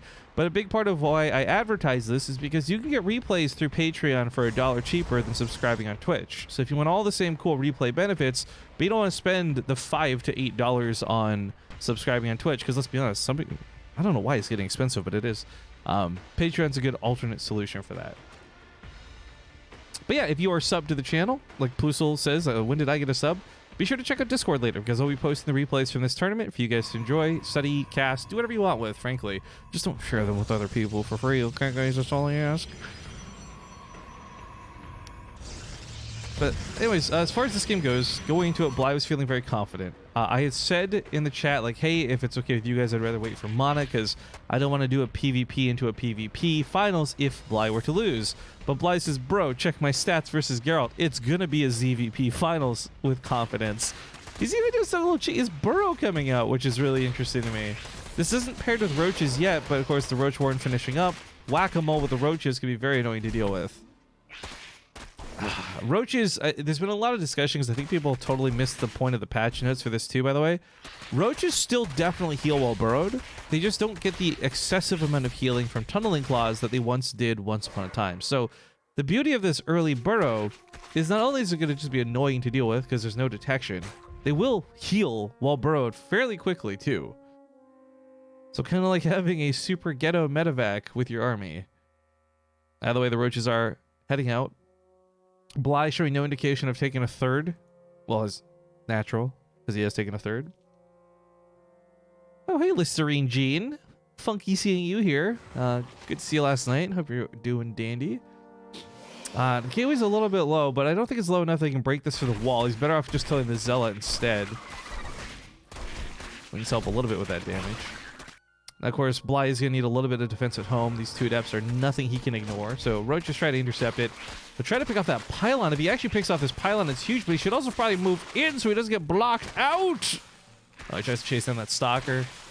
Big damage, but goes back to finish off the pylon. Warp Gate's going to get denied. Stalker doesn't get finished. Adepts dealt with in the main base. And Bly has, frankly, probably just run away with this game. All things considered, even if... Oh, wait, I didn't see that second pylon. So he doesn't stop Warp Gate, but he does stop Warp Ins. But even with the Robo, the main finishes up. There's two problems he has to pick, right? Do you get the Immortals to deal with the Roaches, or do you get the Burrow? Because he doesn't know it's Burrow. Bly hasn't shown Burrow yet. Alright, Stalker's gonna cause a little shenanigans. Shield Battery's gonna try and heal these probes, but man, Bly is just gutting him like a fish. 15 probes dead, a few more will die before all said and done. Shield Batteries are almost out of juice. Whack-a-mole with the Roaches begins. Now, the second thing out of this Robo should probably be an Observer. Yes, he does have an Observer queued up. Bly has successfully drained all the energy from the Shield Battery, but oh, that Immortal's stuck in the main base. He can't come out here to help defend. The pylon gets torn down. Warp Gate does finish, but there's no gateways to warp in with, as the one gateway is now depowered. The Observer's out. Bly now knows this. He's done enough damage to macro out of this, which is really funny to consider. And I'm glad we got to cast Geralt versus Clem before this. It gave some really good context to who Geralt is. Because I think if you just tuned in and you just watched this game, you're like, who is this new Protoss? On the other hand, if you watch the previous one, you're like, wow, I can't believe Geralt's like actually dying to Bly. Bly must be so good. But okay, 16 probes on 2 bases. Chrono Boost will help out a little bit, but no doubt in my mind to say that Geralt is behind in this game. Bly, on the other hand, though, has a really basic follow-up to this, right? Like, his first tech is speed, and it still hasn't... Well, I guess he went for Burrow. I take that back, but... He's just now finishing up Zergling speed, his third/natural coming down. I mean, Bly got leads out of this. There's no mistake about it, but he's not monstrously far ahead of this game that, like, Geralt has no chance to recover, but I think Geralt has no chance to recover. I say this because not Warp Gate was delayed or Stargate, but he's only got the one Immortal, and he can't afford to make more. He's putting all of his money into probes, which sounds good, but when that second wave of Roaches hits, it's going to come with a couple Ravagers, and one single Immortal is not going to hold this off like it did before. Not to mention the Zerglings. All he's got to do is bust open the gate. If he gets a surround on the Immortal, it's all over. If he gets a good couple corrosive biles on the Immortal, it's all over. In fact, guys, I'm just going to say it, it's all over. Yep. Feels bad, man. Crystal Ball gonna hit some of his own units, maybe? No? Okay. Nice little... I like this. That was a good way to block this out and segment away from the Immortal, but he's got to kite back to the shield battery. He can't do it. Not with the Zerglings surrounding. He's blocking him from getting there. His own probes will block him. That's it. That's game. That's all she wrote. GG. Bly will take game number 1. Oof. All right, well, it's the semifinals. There's no second lives. There's no double elimination. It's just what it is. So it's a good start for Bly. Of course, it's loser's pick, however. So just to explain my thoughts on this one a little bit, I really like the idea of loser's pick as an organizer because it does provide the loser some better chance to come back into the series, and anything that brings us closer to a game 3, a game 5, at the end of the day is my personal goal as the broadcaster, as the organizer. But of course, for these players, they'd rather win 2-0, 2-0, 2-0. So we get some pushback about it. But I think the middle ground here of a veto is something that helps kind of meet halfway. So Bly does not choose to veto this map, by the way. He just lets it go through. So we're going to hop into Cerulean Fall for game 2. If I hear me clicking buttons and hopping into game, let's get into the map.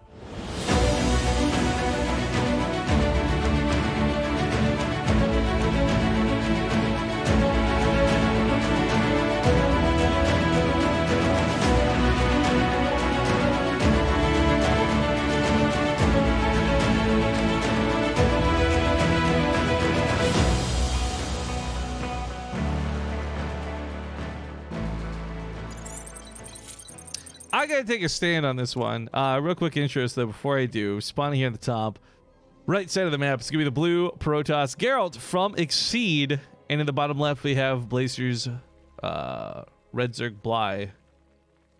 Now, look, like I said, I gotta stand up for this one, right? Are these games live? Is asked in chat, to which Panzer Nick says, "Of course it's live. It's not Wardy's stream." However, I would like to correct you, sir, because what you should have said is, of course, it's alive. It's not Wardy's dead stream.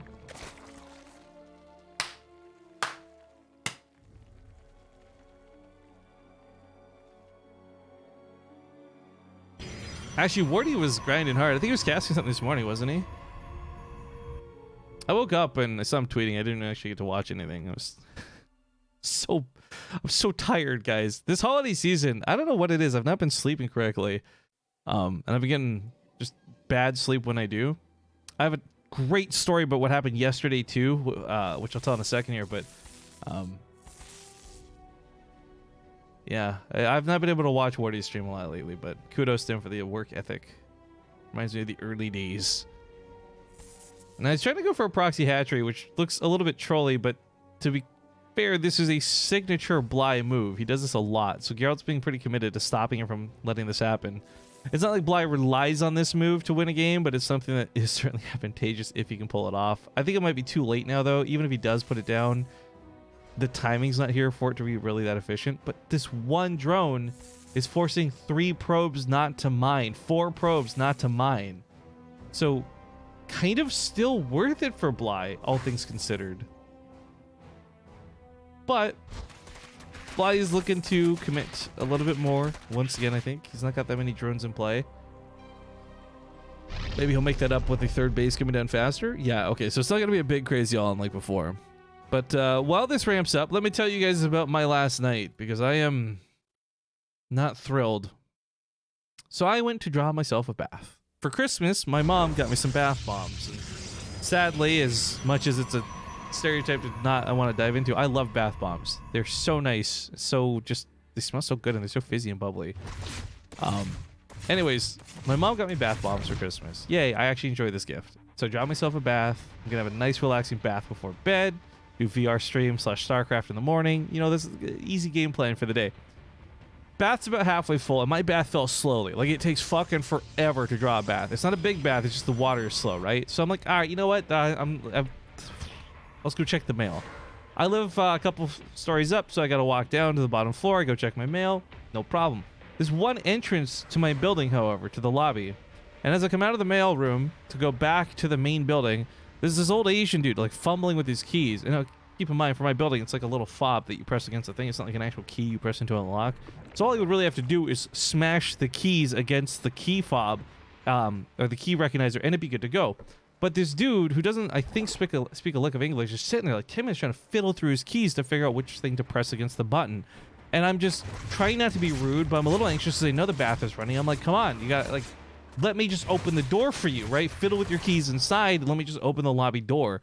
But he was totally ignoring me, and I tried tapping him on the shoulder, and he kind of shrugged me off, and I kind of like grumpy old man kind of away, and I've just, for fuck's sake. So after like 3 or 4 minutes, he finally gets it. I run inside. I don't wait for the elevator. I sprint upstairs because I'm like, I know the bath is still running. I'm freaking out a little bit, but also not that much because the baths have like a built-in drain system thing, so it's not supposed to overflow, but fuck, guys, it totally overflowed. I get back to my apartment, and so I have a bathroom that's like this, right? Now, my room is on this side. My roommate's room is on this side, but they both have a door that leads to the bathroom. Some fucking how, when I get back to my apartment, the hallway outside the bathroom, my bedroom and half of the living room has got a thin layer of water because it is totally overflowing, right? Somehow, my roommate's room, not a drop of fucking water in it. Bone dry, no problem. I'm sitting there freaking out because I'm like, okay, first off, turn off the water, right? Unplug the thing, start draining the water, and I'm like, what am I gonna do? I don't have like enough paper towels. If you guys haven't been following my current complaints on Twitter, I have no fucking toilet paper, which is getting fixed today. But the point is, the story's going on too long. I'm sorry. But to wrap it up, I basically threw every single t-shirt and towel I had at the floor, just trying to stop it from spreading. Because the last thing I want to do is have water damage in the apartment that I got to pay for, right? So I responded, I think, quick enough. There doesn't look like anything got like into the floorboards. Nothing was warped, but like, fuck, it took like an hour just to soak up all the water, wring out every towel over the tub, rinse, repeat, rinse, repeat. Bad analogy, bad word fit analogy, I suppose. But yeah, I was very unhappy with how yesterday went. And then I went to go take a shower after because I'm like, I'm all wet and stinky and smelly and sweaty. And I realized I used all the fucking towels drying the shit. So I've got to spend an hour putting a towel through the wash, through the dryer, just like it. Okay.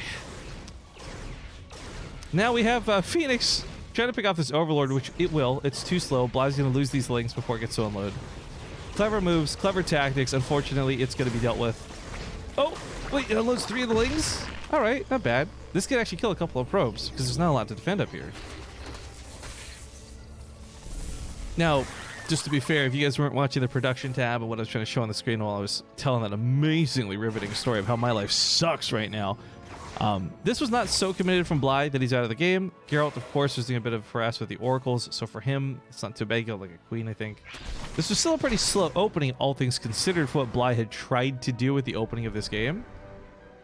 But this will turn into macro, which will be kind of fun to watch. We got double Phoenix through double Stargate, something that's very annoying for a lot of Zerg players to deal with. In fact, we have classically seen a lot of double Stargate builds leading to double Robo builds, something Geralt should be capable of here. But Hydras are coming out, and see if these can be enough. Against the Phoenix for sure, but it's about whether they're enough to deal with whatever gateway units come with them.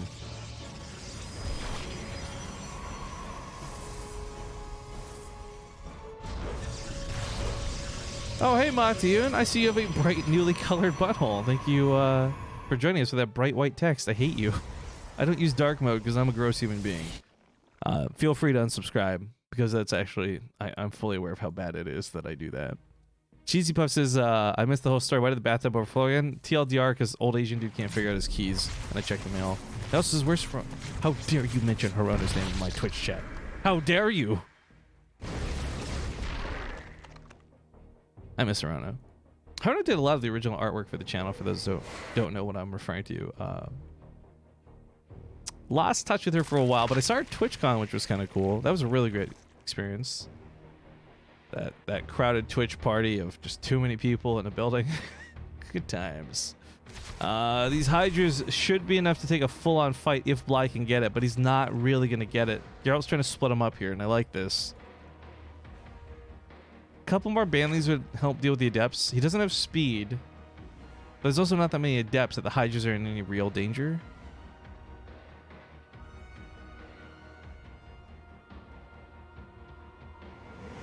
How can you live without dark mode? Here's the thing. I use dark mode on my phone for everything. I use dark mode for Twitter, you name it.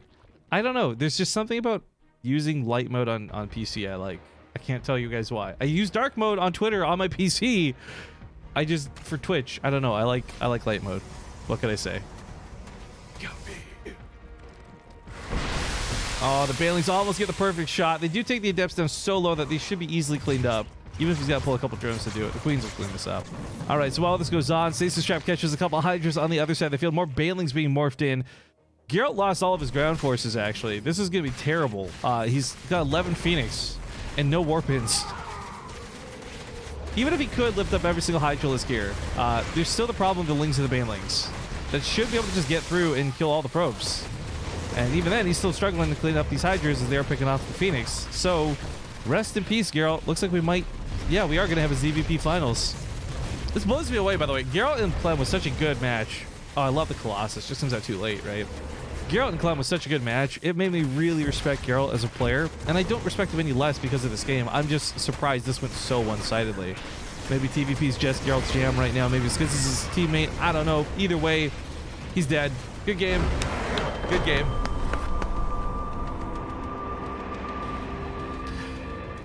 All right, so the pacing of this still works out then, because we're going to do ZVP into a PvP, which is coming up next, and then a ZVP Grand Finals, as Mana and Gung Fu Banda will play here in a moment.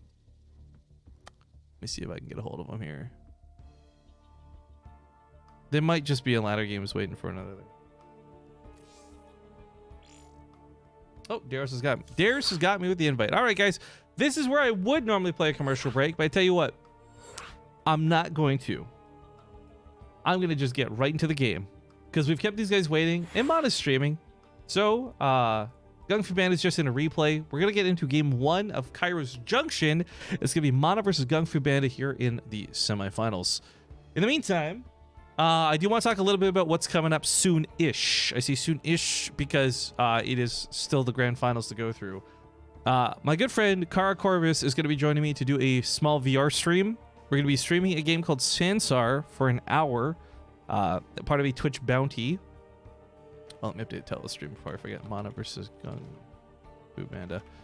I bring this up because this game is not only free to play, it is something that you do not need VR gear for, although it is made for VR.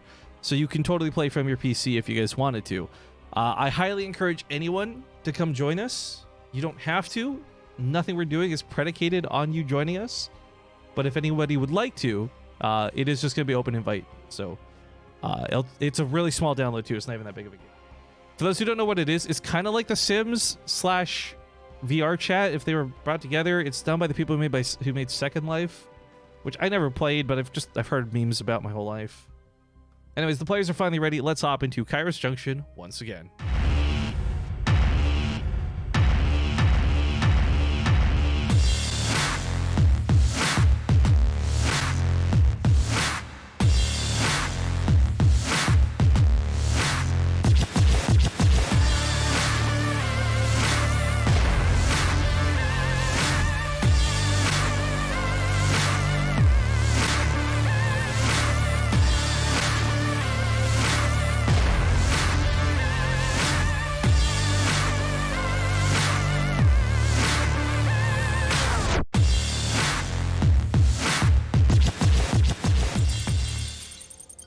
All right, folks, you're watching the second semifinals match of the Whatchamacallit Cup. A little bit of a pop-up cup we threw just because it was feeling a little too boring and there wasn't enough StarCraft in my holiday season.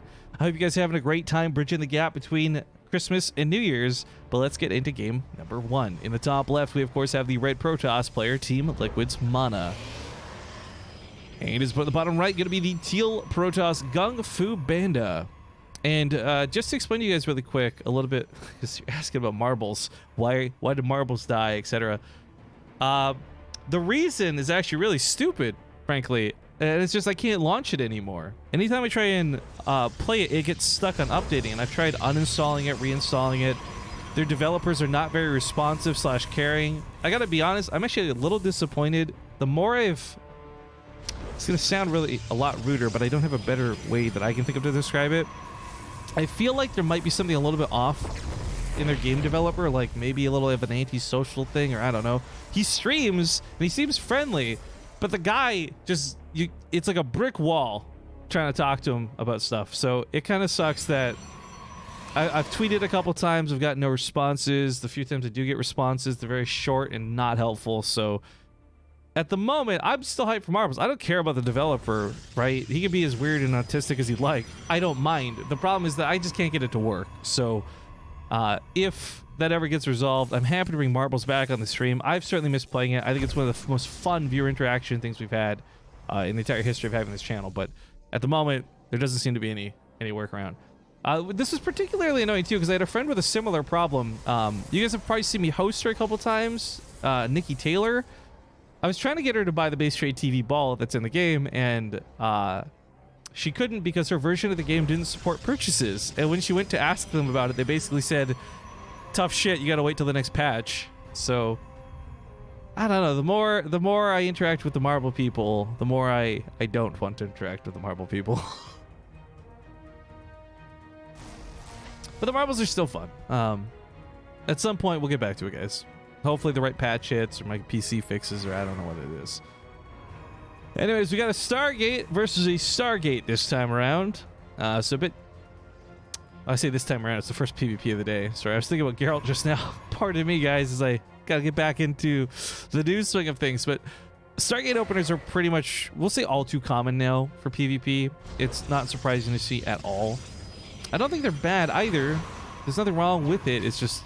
I miss some of the variety that was PvP openings. Things could get crazy. You see all kinds of proxy robos and other things.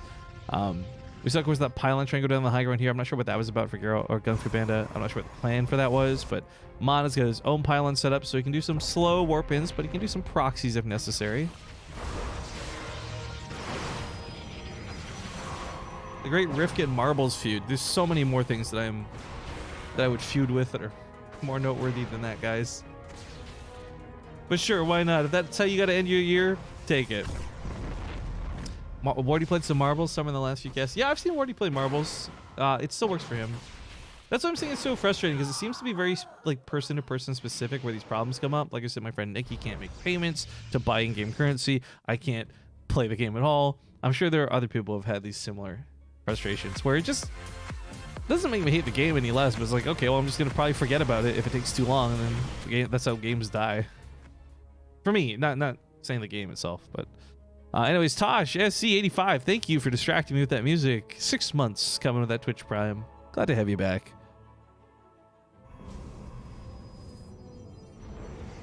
I do enjoy that we have skins versus no skins, by the way. This is like classic TV pickup football, whatever.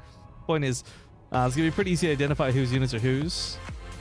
The Phoenixes look a lot cooler, in my opinion, from Gung Fu Banda, but I got another sub coming in from Works For Me. Thank you for the 13 months. Have you tried launching the game as administrator? There seems to be one fix for the issue. Yes, I've Googled, kind of used solutions other people have had.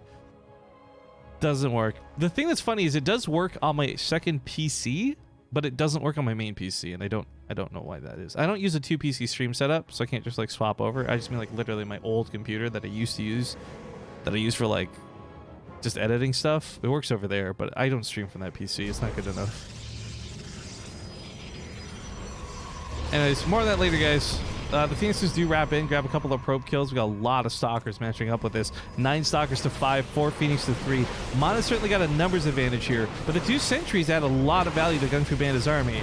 The Guardian Shield and the Shield Battery reducing a lot of this damage. Mana might have had the numbers, but he just can't seem to break his opponent. Not yet, but with the Shield Batteries out of juice, these Sentries running on dry, maybe he can come back in? Snipes off the Phoenix. He's certainly winning that fight. Picks up 2 of the units just to crowd control them on the backside. Another Shield Battery finishes up. Probe starting to get pulled into the fight. A little bit too close for comfort. Mana sitting there with a pretty nice attack, I gotta say. I love this aggression out of him. All things considered, though, it's still not a 1 game yet. He, on the other hand, will start getting small leads on the other side of the field. His probe counts up by a couple at the moment, but hey, that's where Chrono Booster 2 makes it up. Phoenixes go to the main. There we go. Now, if he doesn't commit through that natural base fight and just harasses, that's pretty nice. 4 probes go down. Now, obviously, it would be great if he had more liftoffs for the army, and okay, he only needs 1 or 2 for these. It's Phoenixes are pretty low. Shield battery keeping that up best it can, but the shield battery's out of juice. We're at this point where Gung Fu Banda might be worse to lose the pylon than the shield battery. It's just so much dead weight here to try and carry. But Gung Fu Band is down to 10 army supply. He keeps pulling the probes, which means he keeps losing a lot of his mining. That's where we're seeing these incredible spikes up. Mana is playing this out very well, I gotta say. Anyone else on Team Poland? Oh, there's one pylon on the high ground still powers one of the shield batteries. That was actually really confusing to see, but still, 3 of them out of juice means 3 of them are not generating any sort of defensive help here. It's a desperate pull from the probes. This one single stalker warped in. Oh boy. Trying to hold out for Blink. It's probably not going to happen. Even if the probes execute all these stalkers, they won't. But even if they do, the cost of the lost mining to deal with this, the cost of the probes dying themselves, it all leads to a defeat. We got Zealots even coming in here too to seal the deal. GG. Oh, that was a good PvP out of Mana. Great game number 1. Which mod is this? What do you mean, Willusive? We're just playing normal. We got WCS game mod on for observing tools, but that's about it.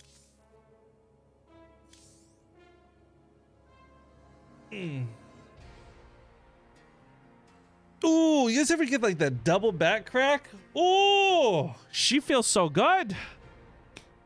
Okay. Next map. Again, it's loser's pick. Guys, I didn't play a commercial break going into this, but I'm going to play a commercial break now really quick. Just 2 minutes of ads. Been about 32 minutes since our last break. See you soon.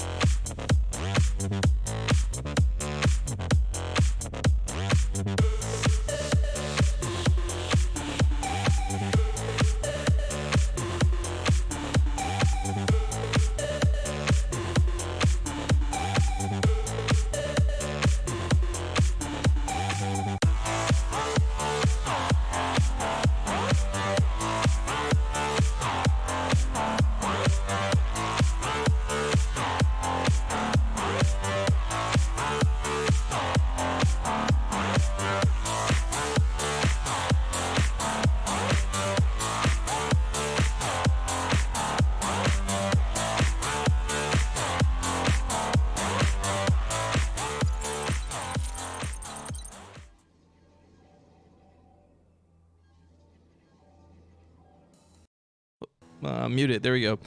Sorry about that, guys. This player started a little bit earlier than I was ready for, so we're going to skip the map intro to make up for it. That's okay. We hop into game number 2. Remember, the winner of this goes on to play against Bly in the grand finals. I'm looking forward to that. But spawning here on the bottom left side, we have the teal Protoss, Gung Fu Banda. With his opponent, the upper right, the red Protoss, Team Liquid's Mana. Now, today was a bit of a short, kind of quick pop-up cup. I mean, we're almost at the grand finals. It's not even been 2 hours of the cast, which is a little sad because it's not as epic and long as I would always like and hope for it to be, but that's okay because today's tournament was just a bit of a pop-up thing. There's no sponsor requirement for this whatsoever. Don't have to hit any kind of viewership goals. Just have a good time watching some StarCraft. And by the looks of things, there's about 1,500 very silent people, but 1,500 people nonetheless joining me for it. So thank you guys for tuning in today. I would like to plead that if you have not already, you would consider hitting the follow button on the channel, that we get notifications when we go live and all that good stuff. But other than that, just sit back and enjoy. I think I'm really looking forward to the finals, though, because whether it's Mana or Gung Fu Banda, playing against Bly is always a wild ride. You've got your ZVPs, and then you've got your Bly versus Protosses. And that guy does like a lot of proxy hatcheries and a lot of shenanigans. I think it'll be a lot of fun to watch. The finals, I gotta admit, though, knowing Bly, whether Bly wins or loses, I think the finals is going to be a bit of a shit show, but it's going to be one of those really glorious shit shows that's very fun to watch. Fippers comes in, by the way, with a 3-month resub. Thank you for your Twitch Prime. Says, woo, Prime subs auto-renew now. Wait, really? Is that for real, or are you just messing with me? Also, again, I made this announcement at the start of the stream. I just want to bring it up now because we have more people tuning in. Twitch has been forcibly unsubscribing a lot of people, and I don't know why. So a lot of things that a lot of streamers you may have been subbed to, whether it's BaseTradeTV or Roddy or whoever, that you've been subbed to for years, your subscription may have been canceled on you without you being aware of it or without your consent. I'm not sure why this has happened, but I've gotten at least 7 emails about this in the last couple days, and I've seen a lot of other people making similar complaints. So I would recommend you check out, make sure your subs are still subbed to people you want to be subbed to. I'm not trying to vie for subs or anything. I just want to make a bit of a PSA here because not everyone might be aware of it. This is like the 2nd or 3rd time Twitch has done this mass unsubbing thing. And they do this and it makes me go like, do you guys just hate money? Why? Anyways, Growly Face, thank you very much for the Twitch Prime. Thank you for joining us. If you want replays, make sure to join our Discord and grab them later today. Pipper says, not messing with you. I was a 12-month sub, and then I swapped using my Prime sub. It was always month to month. The fact that I'm now a 3-month sub using my Prime sub only shows that it is auto-renewing. That's interesting. Good to know, I guess. Mana, by the way, going to be proxy. Whoa, it's really proxy on this one. Double gateways coming down. And Gung Fu Banda was looking for something, right? Look at this thing there in the top left. Maybe he's going for his own proxy of some sort. Ooh, this is a problem for Mana. Even losing just like 1 stalker this early is kind of costly. Oh, that's not a probe. I thought that was a probe. Excuse me. Hallucinated Phoenix can scout the main base, though. It's still, we'll see that there's nothing here. This is going to raise a lot of alarm bells, I'm sure. But the problem is not knowing what type of proxy this is makes it very difficult to deal with. Because on one hand... Oh, sorry. I thought I left him sound there for a second. On one hand, it could be a Robo. It could be a Stargate. I don't think a lot of people will do gateway proxies, much less double gateways like this. So the problem is Mana's going to be warping in a ton of units. And ideally, in an open fight, Mana wins like every time. Unideally, oh, this sucks. Unideally, there's high ground, there's shield batteries. This was a really good reaction from Gung Fu Panda upon realizing what he was scouting, or what he wasn't scouting in this case. The problem is, though, while Mana can't break up to the main base, Gung Fu Panda is in no position to ever break down and clear out his natural base to expand. So in this case here, oh, this is cool, right? He kills a couple of probes, shield battery saves the rest. It's going to be really tough for Mana to save this other Oracle, though. Actually, I was going to say, Mana might just get ahead through his own Nexus, but Mana actually might lose the game to this Oracle. That shield battery's out of juice. Pulling the probes away, 15 have died. He's still up a Nexus, though, which is a really big deal in this matchup. He's going to pick off a gateway, which won't exactly open the front doors for him to go in, but it cuts out literally like half the production for Gung Fu Banda to keep producing stalkers to defend with. However, with no money from Mana to warp in with, he's left in a very bad situation to try and recover off of. So I think his best bet at this point is soft contain the natural base. If I was him, I'd warp a Sentry and try and get a force field on that ramp just to keep units from coming down. I mean, there's actually a Robo coming up. Maybe it's an Immortal. Maybe it's a Warp Prism. Either way, it's going to take Gung Fu Banda a very long time to take his natural base, if he even plans to at all. Yeah, Probe got sniped pretty quick. And oh, hey, there we go. Mana brings the Sentry. Exactly what he needed. Force field on that ramp is going to buy him a ton of time.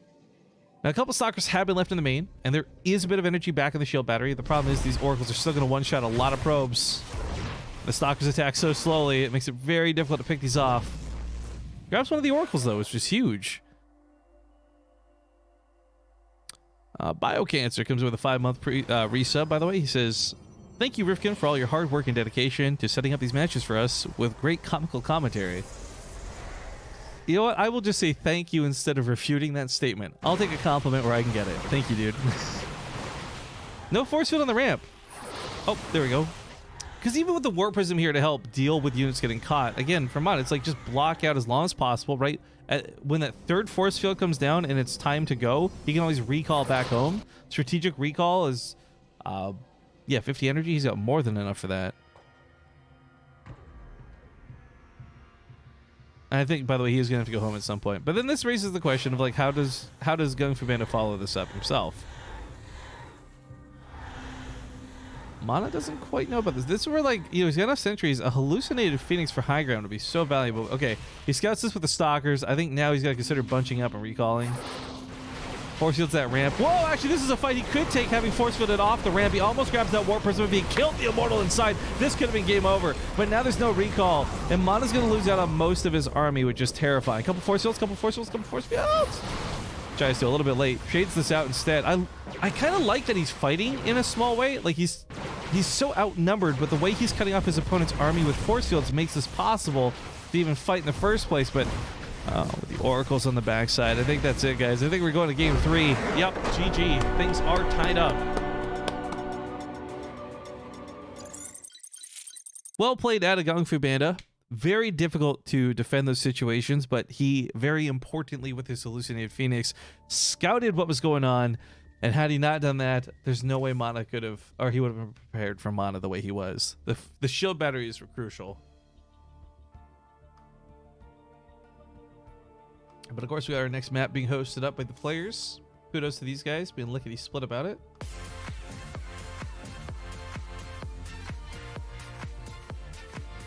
That's how I'm going to lose the weight, guys. You just got to keep me dancing with subs, right? Bouger Bougure. Look, I don't know how to say your name. You're like a French Bougare out of my nose. Thank you for the Twitch Prime sub. No disrespect. I just don't know how to say people's names. Singularity 69, though. I guess the first 68 were taken. Thank you for that sub. Oh, hey, I was just speaking about Nikki Taylor not too long ago. Now we got a Nikki emote in the chat. Dude, I can't resub, too. That's the problem. Oh, wait, let me tell the players already. Yeah. I'm going to skip the intro to complain about this problem. So I got forcibly unsubbed from a lot of people. Nikki Taylor being one of these people, right? I love her emotes. They're adorable. But I can't resub either, which is really frustrating. So like when I go to try and resub to somebody I've been forcibly unsubbed to, it gives me this message that like there's a payment error. But then I use the same payment information on somebody else's stream to either gift a sub or go sub to for the first time, and it works no problem. I don't get what's going on with Twitch over this holiday season, but it's really frustrating. Because I've lost a lot of big subs, and I'm probably going to lose a couple of big sub streaks I have to people I sub to, but... neither here nor there, just frustrating. Pardon moi. However, hello Vossler89, I hope you're having a good day. Let's hop into game number 3. Things are tied up now, 1-1. Spotting here on the top left side of the map, we have the red Protoss player, Team Liquid's Mana. His opponent in the bottom right has just tied up the series. He's going to be the German Gung Fu Banda. Nervoth, I have tried using both credit cards. I have two credit. I've got the BaseTradeTV credit card. I've got my personal credit card. I have the BaseTradeTV PayPal. I have my personal PayPal. None of the options work for people I've been forcibly unsubscribed to. Twitch Prime does, funny enough, but I can only Twitch Prime to one person, which kind of sucks. Try contacting Xsola directly. I think it's actually Twitch related, because the last time this happened, whoops. Why did my phone just go off? Last time this happened, I was able to message Smix, and she fixed it no problem. This is just something where I think it's probably combination of holiday season and other things just makes this backed up, and I'm sure it'll get fixed. I'm just annoyed. I'm just mildly annoyed is all. But yeah, the reason I'm bringing it up isn't just for the sake of complaining. Obviously, I like to complain. I'm the type of person who complains just for the sake of complaining. But I bring it up because it is a kind of a public service announcement, really. Like, just if you guys haven't been paying attention to your emails, if you haven't seen what's going on with other streamers and other subscribers, just be aware. People are getting unsubbed, and it totally sucks. But it's the thing that it is. Well, Probe's going to come in for a scout. He went for his own pylon in a bit of a weird spot, and I'm wondering if this is a bit of a mind game pylon. A lot of the times for Protoss versus Protoss, You're looking for the second, you're looking for the third pylons to be out of place. That way you know whether it's going to be a proxy or not. And for mana, he's placed it in such a weird spot that Gung Fu Bandit comes in and it's like, okay, wait, this is your third pylon, or it should be. Where's your second? And he's going to see nothing in the main base and immediately think, okay, it's probably a proxy. He just proxied last game, he'll probably proxy again. The thing is, the mana might not at all. This, I truly believe this is just a bit of a mind game pylon. I think it's just out there to mess with the scouting information that Gung Fu Bandit was going to get. And I think it may have worked. I'll say with a question mark. His probe being left behind, though, this is actually really an important detail. If he sees mana take an expansion, then he'll know this was a bit of a fake out. That's a lot of money to invest if you're planning to all in. And the probe does see this, by the way. Very well done on Gung Fu Bandit. Alright, so what can Mana do? Gung Fu Bandit's not going to be too afraid to take his own expansion, as he knows his opponent took his. Mana doesn't have a Stargate or a Robo or any kind of discernible tech coming up, actually. I'm really worried, such curious what direction he'll go with this. I mean, Gung Fu Bandit has gone for a Stargate. This has not been scouted by Mana, but it doesn't need to be either. It's just like such a commonplace thing in PvP that if you had to roll the dice, if you had to blind guess what your opponent was doing with no scouting information, the Stargate would be the safe bet. It would be the safe play. So Mana might just end up investing in a lot of Stalkers. Not necessarily go with Blink, although Blink would be not bad, all things considered.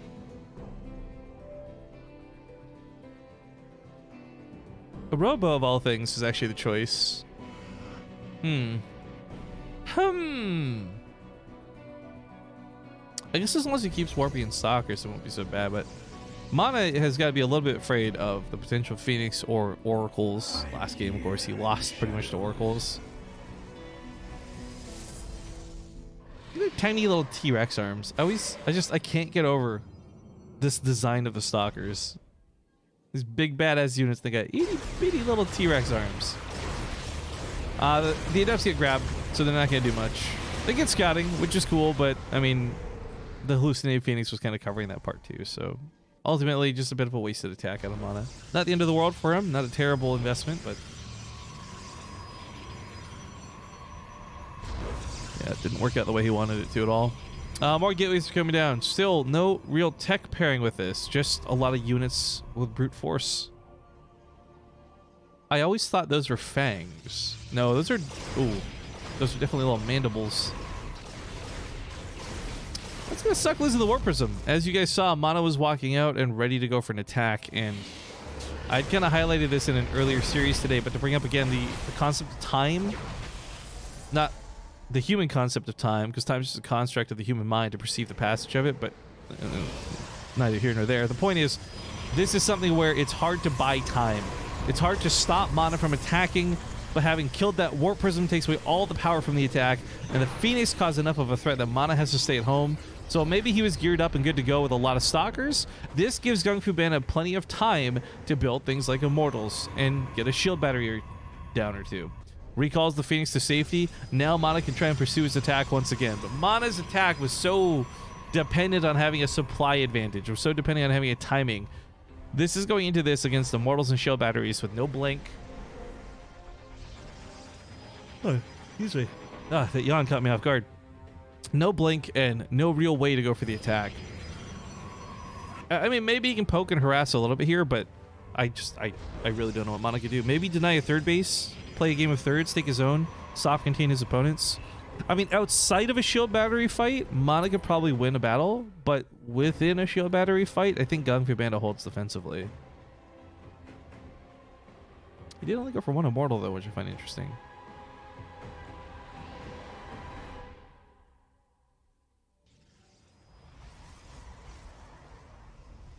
Spider fangs go with the spider legs. Look, I don't think they're fangs. Look, they come out, they've got little elbows. I'm pretty sure it's just tiny little arms. Like if they were to drop something on the ground, that's how they'd pick them up. I'm aware what I'm saying is silly, but All right, Force Field's going to go down on both sides. I like the pushback out of Mana on this. He's got that Warp Prism too. He's picking up some of the units with it. Gets stuck out of position. The Phoenix is trying to wrap around the top side. Both players are Force Fielded off at the moment. Mana's moving on to Resonating Glaives next, if this game even lasts long enough to get it. This is a tough fight to take. He's trying to depower the shield batteries, but there's more pylons where that came from, so he goes for the mineral lines instead as he continues to force field back Gung Fu Banda's army. This is really clever. He's got a couple more force fields where that came from too. But oh, the Phoenix lifted up, so forget what I said. That was the full energy sentry that just went down. Now Mana's going to lose that Warp Prism to the Phoenix. His Stalkers are going to die out here, the Immortals, likely. Although he did get a couple Zealots warped in before dying. These are doing work. However, shield batteries are out of juice, and Gung Fu Banda is struggling to clean this up, but he will eventually clean this up. Mana tries to recall the last few units home. His follow-up to this is a Resonating Glaive attack with a lot of Adepts. I don't know.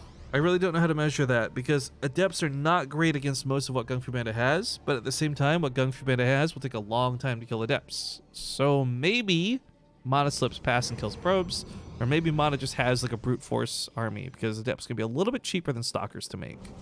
We can have a lot of them. Aren't Stalkers the size of a tank? Wouldn't those arms be, say, human-sized? That's a great question. To be honest, I don't have an answer. I'm going to measure it like this, right? An Adept is about the same size as a Zealot. And a Zealot is about the same size as Artanis. And in the cinematics, Artanis is about the same size as Raynor. So if an Adept is larger than the little tiny arms of a Stalker, then I have to imagine that also and additionally humans are too. Although this is some like super duper basic game theory logic right now, so I don't have a lot more to say than that. The Adepts are going to transfer through fully. They go to the main base. They hit up that mineral line. Force Field hits the ramp. Ooh, kind of clever. A lot of dead probes possibly coming out. The Psionic transfer through this will, of course, get to the natural base, but for Mana, this blitz, was it worth it? Cancels the transfers. Treat this like Zerg. Takes a big, whoa, it's a big pylon to snipe off. But even then, he's cutting out production. He's not actually killing a lot. He did kill enough probes to even up the game, to be a little bit more viable for a follow-up, but 3 bases to 2, Gung Fu Banda will replace these probes, no problem. The army's pushed back once again. I applaud the efforts of Mana, but I think he's dying here, guys. There's a +1 weapons upgrade for Gung Fu too, so as soon as he goes for the counterattack, he's just got every advantage in the world afforded to him. And Mana's unfortunately not got much, just Adepts.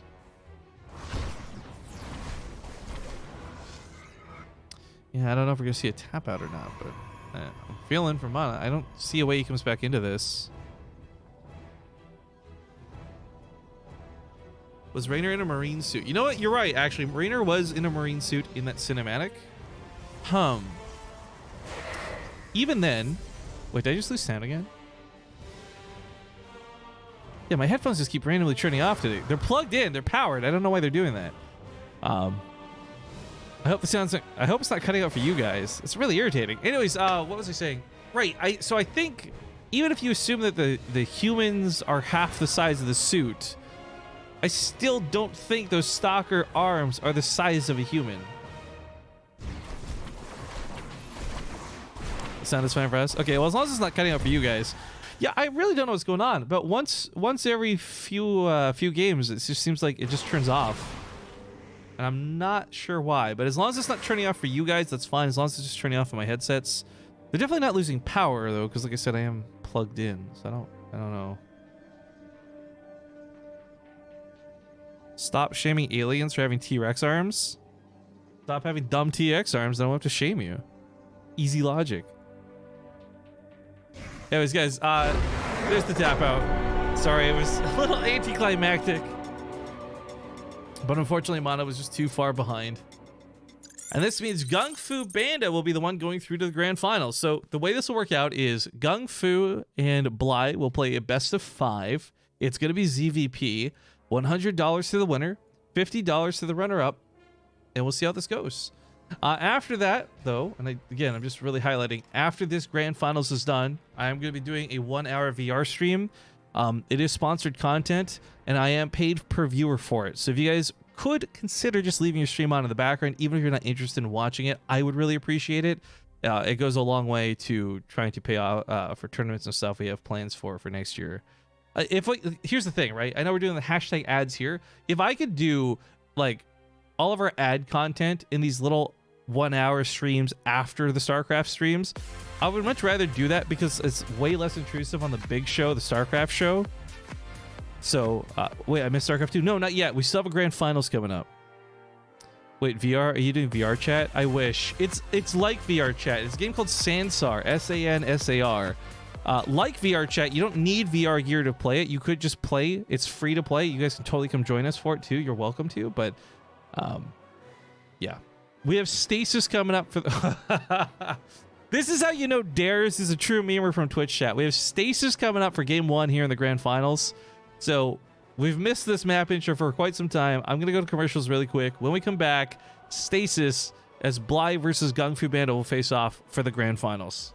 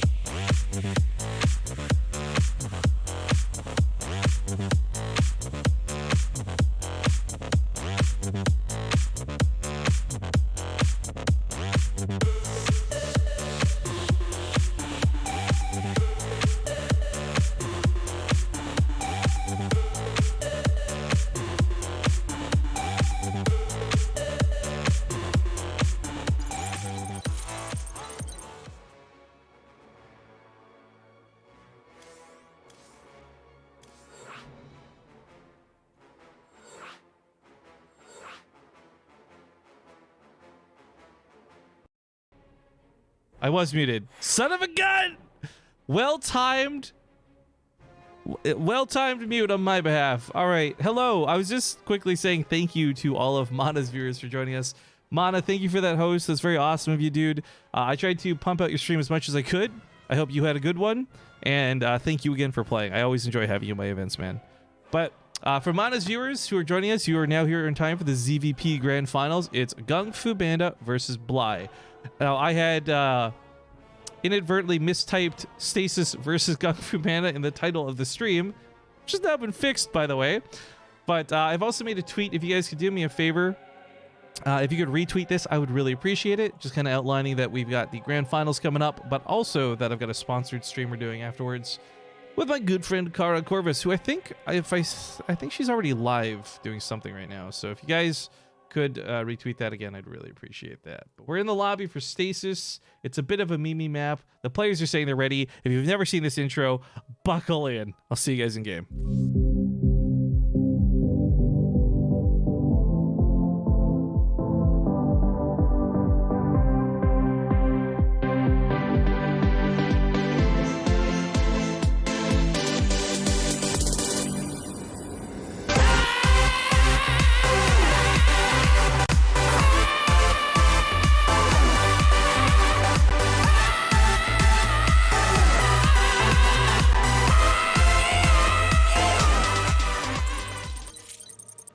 Such a stupid map deserves such a stupid intro.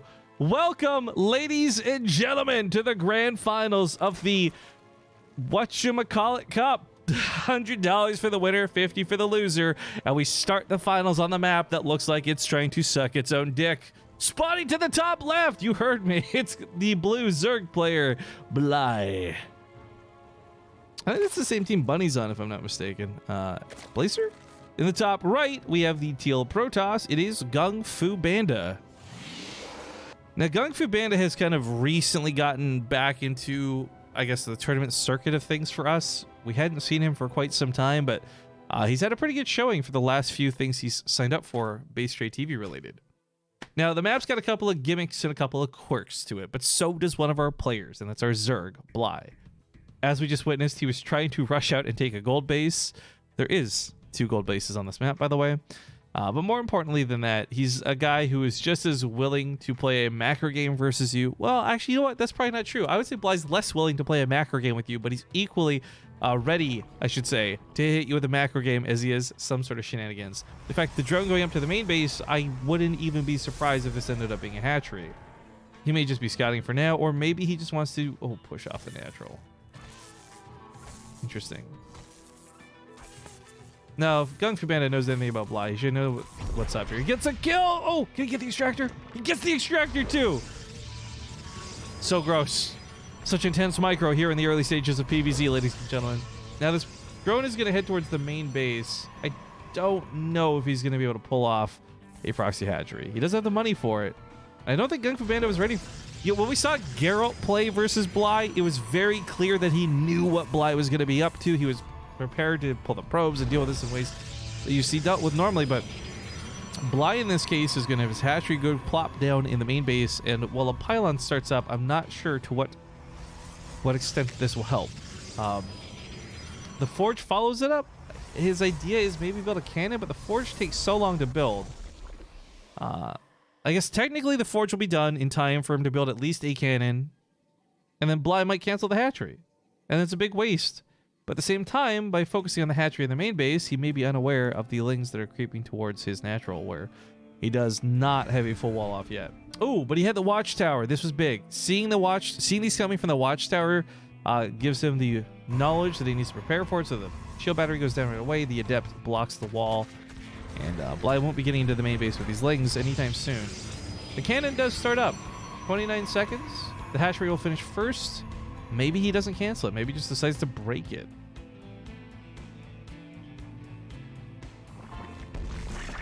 Goes for the cancel. Geralt the court. Not Geralt. I keep saying Geralt. I got the G's on my mind. Gung Fu Banda could still just cancel that cannon. There we go. End up not too much worse for wear. For Bly, it's kind of great that he forced a forge out this early, something that maybe Gung Fu Banda didn't want to spend money on. But this drone being alive for as long as it has been annoying for sure, but really valuable to Bly, because even though it cancels and doesn't become a full-fledged hatchery, it got a lot of scouting. It got to see everything that was really in the main base. The only thing it didn't see was the Stargate that came down, but other than that, he knows about the main, he knows about the natural. That's looking pretty good. Now, besides Bly trying to do some Overlord drops versus Geralt, that didn't work out so hot. Seeing the Stargate this time should also deter him from doing it, but just to highlight this map a little bit, and no, I don't mean the design of it. Just simply the airspace, right? Well, I guess that's still the design of it. Okay, what I should say is not what I normally talk about. Oh, I didn't cancel that. Ooh, that's awkward. But it was not about the actual design of the drawing of the map, but just in terms of the layout of it. There's air blockers, right? There's actually not that much space to maneuver air for on this map. So going for a Stargate doesn't seem that appealing. But it's still got some cool benefits to it. Bly takes the gold as his third. And Metallics, thank you for the 50 bits. It's not much, but it's 50 more bits than I had before. I appreciate it. Rifkin just really hates this map. I do. I really don't like this map for competitive play or for the design of the layout of it.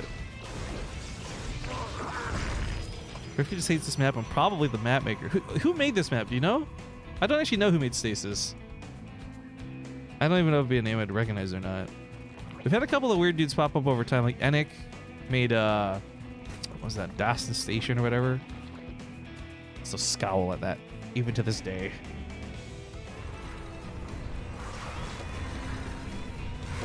vetoed in map making. I mean, the map is so brokenly good for Terran right now too. You just don't see it played very often, if at all. And so much of it has to do with this hallway. But I think here's the thing, right? I'm being really critical of the map, but that's only because I've seen games played on it. When the first time this map came out and the first time we saw it played, I was really excited for this map. I actually thought there's a lot of cool potential for it. But the more I've seen players play on it, I feel very strongly, look, I'm not a great player at StarCraft 2, right? I don't play at a GM level. I'm not going to try and claim something in terms of play style. But I've got 6 years of watching people play very differently on different maps, and nothing on this map has been inspiring enough for playstyle to make you go like, oh, this is a great map. Like, there's a lot of maps out there that were maybe a little gimmicky. Like, you look at Oreno when it first came out, right? But it had cool potential, and that was realized very quickly after about a week of people playing on the map. Oreno went from being like one of the worst looking maps we've ever seen in a map pool to being great. But Stasis, however, has not found that niche yet, and unfortunately for me, I just don't look forward to a lot of games on this map to play. To cast, it's fun, and I enjoy watching people play, but regardless of what the map looks like. That's why I think some of you weirdos in chat still request Fruitland and other maps, right? But yeah, I'm not a fan of this one. So that's why it gets vetoed a lot of the time. The only reason it couldn't be vetoed here was, of course, its first map pick. After this, it's a loser's pick, all that good junk. Got Swarmhouse coming out of Bly is getting interesting. I would actually really like if he did not tear down these last set of rocks, like maybe just the first 2, maybe even 3. But the point is just get his Swarmhouse close enough they can send the Locust into the Nexus without repercussion, or much repercussion.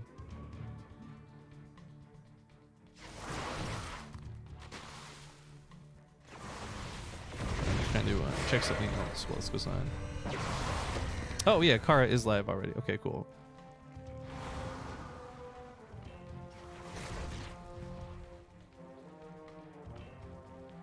So she's having a little bit of a problem because she was supposed to grab this sponsored bounty as well, but she forgot to, and now it's gone. It's still here for me because I already accepted it. And once you accept a bounty on Twitch, you get about 5 days to complete it. So my good friend Kara Corvus, who was supposed to do this stream with, forgot to actually grab the bounty, and now it's gone. And the reason it disappears is not random, it's just simply like there's a limited amount that you can grab, and when everyone else grabs them, then it's gone. So I gotta sort out with her what's going on still. But all right, the Locust hit pretty decently. They're not gonna be tearing down a Nexus anytime soon, but they do cause a bit of a distraction as Bly tries to dual hit down here to the south. Problem is though, with the stasis, frankly not enough units. It's not a fight you can really commit to. I think round 2 the Locust is gonna look even better though, because now the army is out of position. He won't have to waste time shooting a stalker, but it can go right for the probes, go right for the Nexus. Blizzard doesn't provide money for the TL map contest. I can speak to this a little bit, but not much, because I have been forcibly removed from the map contest as of 3 or 4 seasons ago, whenever Wardy started it. And yes, there is some drama there, but nothing worth talking about publicly. But the point is, you wouldn't have Blizzard directly control the map tournament, but they would put money into it. So I know the contest part of this, in terms of what the players would compete for, Blizzard provides the prize money for that, right? The $4,000, $5,000 they put out from time to time. As far as the actual contest side of it on Team Liquid, I have to imagine it's the same. I don't imagine Team Liquid is just out of the goodness of their heart finding $3,000 in budgeting to award to map makers and stuff. I'm pretty sure Blizzard pays for it, guys. But I've never known the ins and outs of that aspect of it. So, which does logically make sense. Rifkin, can you explain Twitch bounties? I'll tell you what, if you ask me again while we're not in game, I will. But it's a bit of a lengthy response with the game heating up. I don't think I have time to talk about it right now. Bly hitting this Nexus again with these Locusts. Getting some really good value out of these boys. Still, though, not targeting the Nexus. He's focusing on cannons and stuff, which it's not a problem. It's still, hey, he's killing something for free units, but I thought for sure the Nexus would have been the priority. Couple Locusts drop down here in the middle. Bit awkward, of course, because now Swarm hosts are on cooldown as the attack is looming, and Bly's army is like, what, 80% Swarm hosts? Got 7 roaches, 4 queens. Once these are off cooldown, he can fight. That's great, but they're on cooldown, and that's the problem. Colossus are also a really interesting choice out of Gung Fu Bandit. I like this. We've seen players try and opt to go for things like Storms to deal with Swarm hosts. Not a fan. But Bly's making a transition behind this too, by the way, to a Spire. And Bly is somebody who gets away with mutas in really annoying ways all the time. Oh, but then this happens and he loses quite a few of them. However, a little bit of payback perhaps. He lands. It's a lot of extra damage, but Gung Fu Band is doing what you do best and just walk away from the situation. To this day, it's still just, it tickles my fancy knowing that like every unit that was introduced in Heart of the Swarm, the counter to them was walking away. Cyclone, the Swarm Hosts, the Disruptor, the Widowmine. Like, every unit that's like in play, wait, was it Disrupt right then? Actually, maybe I'm thinking the wrong one. But the point is, like, everything was just like run away. Hellbats, just walk away from. Just walk away, and it's not a problem. And I like that he's doing that here because Bly, of course, would absolutely crush that fight if he got to fight. But 7 Swarm Hosts coming out to replace some of the ones that died. More Locusts, more problems. Gung Fu Banda, of course, with more Colossus, eventually we'll get to this point where it's not a problem so much anymore. But thank you for that sub. Whoa, okay, it's more than just a sub. That's a shotgun. Reload. First off, Rob's a Klepto. Thank you for the 20-month sub. That's what I was about to think. And then we learned we're going to get a lot of music for the next few minutes because Incorruptible Lizard. He's not corruptible. Don't you dare try. Thank you for gifting 10 subs out. That's awesome. I'll read those in a second. Bly is hitting in 3 different locations right now. Locust to the natural base, Roaches to the south, and was looking to be a very powerful attack in the middle, now pushed back. Credit where it's due to Gung Fu Banda, though, he's been keeping a pretty calm head about this. A lot of people overreact to Swarm Hosts, and it makes the game go even worse for them. But with the Colossus and the army slowly building up over time, he's actually got a pretty formidable force. Finally, it's taken a long time to get to this point. I'll push it down the middle of the map. But I'll read all those names out in a moment. Thank you again, Incorruptible Lizard, for being an absolute badass, gifting out the subs in chat. And the Shepherd 604 comes in for 6 months. Read me. I got you, dude. Ooh, attack to the south. It's an empty base from Bly, but it's one that's going to die, likely. Don't know if he's actually got enough to run back and defeat that. The Spire came out, but he still hasn't gotten anything from it, which I'm really curious about. Bly is... he's investing in air weapon upgrades. Maybe he's thinking about the Colossus. Maybe he's thinking about Broodlords. Straight to Greater Spire. Okay.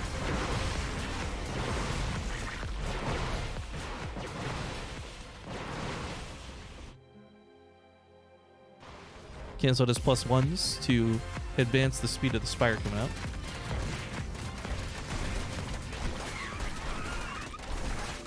Plot twist. Incorruptible Lizard got all that money for subs from corruption.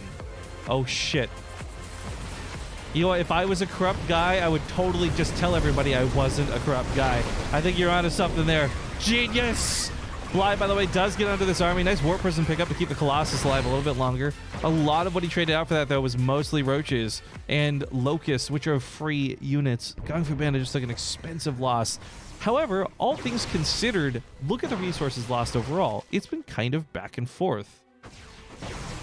BaseTradeTV, can you disable subscriber sounds? Oh, hell no. I love that sound effect. Because that sound effect is not only catchy, a little bit of a groove, it's also a reminder that somebody enjoyed this stream enough to support it. So Wild Pavlik, no, I will not be disabling subscriber sound effects. Well, thank you for the request. I say mostly sarcastically. He's going to finally kill this Nexus, but I feel like at this point, they're much... I guess it'll deny some gas mining. Oh, even though he's not going to kill the Nexus, he's just kind of attacking whatever. Bly is really adverse to killing this Nexus, and it's driving me nuts. It's driving me bonkers. But you know what? His decisions. He can play how he'd like. 6 Broodlords are coming out, which is something Gung Fu Banda is aware might be a problem, so Fleet Beacon finishing up should lead to some Tempests, and the new Tempest being so maneuverable and so nice will make this a lot easier to position to deal with this. Ooh, thank you for the 300 bits and bringing some zombie up into our life. Hello, Zergling. How do you disable the war chest thing? How does the war chest thing for watching streams work? Trying to set up now and not getting anywhere. There's a little button down here in the bottom somewhere. It's a little faint looking StarCraft 2 icon. Just simply, if your Battle.net account is attached to your Twitch account, just enable it. And once you enable it, every 20 minutes, you can collect 50,000 XP for in-game. You have to click the button, though.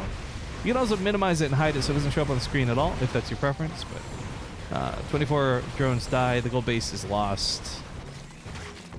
Bly's Broodlords and Swarm Hosts should be enough to win this game, though. Oh, no, unless they get caught. Oh, no.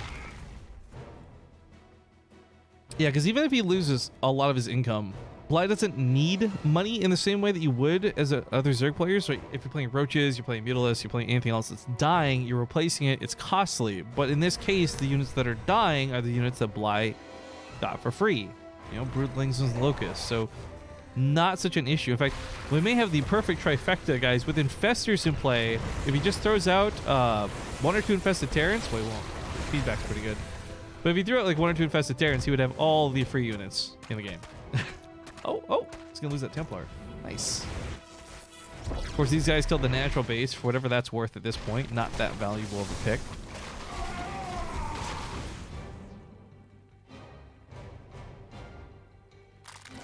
Yeah, if you guys don't have the war chest, you won't get the war chest by watching the stream. It's simply something Blizzard has done to help, we'll say, accelerate the way in which you earn skins. So actually, funny enough, I learned... Apparently, there are some people who have severely misunderstood how the war chest worked in the past. So when you buy the war chest, you do not buy all the skins in said war chest. What you buy is the ability to unlock said skins in the war chest by playing the game. But now, for the first time ever, Blizzard's offering you the option to not only unlock them by playing the game, but additionally unlock them by watching a stream, which I think is really cool. I mean, we all broadcast tons of StarCraft 2 every day. Why not get something extra out of watching it, right? So it's kind of a cool move out of Blizzard. I like it. The initiative is really nice.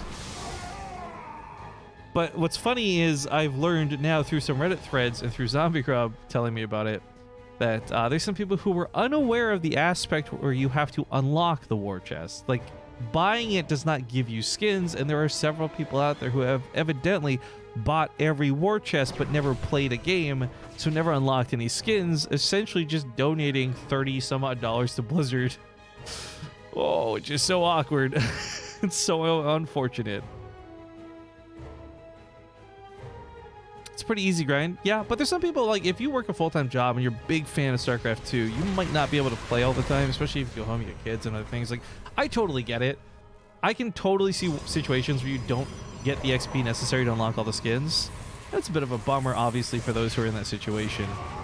For me, I just play co-op pretty much once a day, and it's more than enough in every season to unlock them. But hey, this season we can unlock... I've already unlocked the full tier just by watching the streams, which is cool.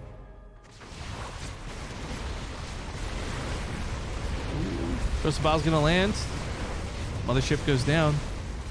That being said, the Broodlords, they don't really have a lot of pushback to them. Like, the amount of Corruptors Bly has are not that numerous, but there's also not that many Tempests, or Carriers for that matter. Stalkers are a little bit scary too, for sure, but the Broodlords can at least fight back against those. Stormhouse down here to the south side, a couple of... I think, if I'm not mistaken, Bly flew 2 Corruptors to the bottom right side of the map to build these down here because the Broodlords would take way too long to move. They're way too slow. They would just die moving to the bottom side of the field. So this is kind of cute. This works out.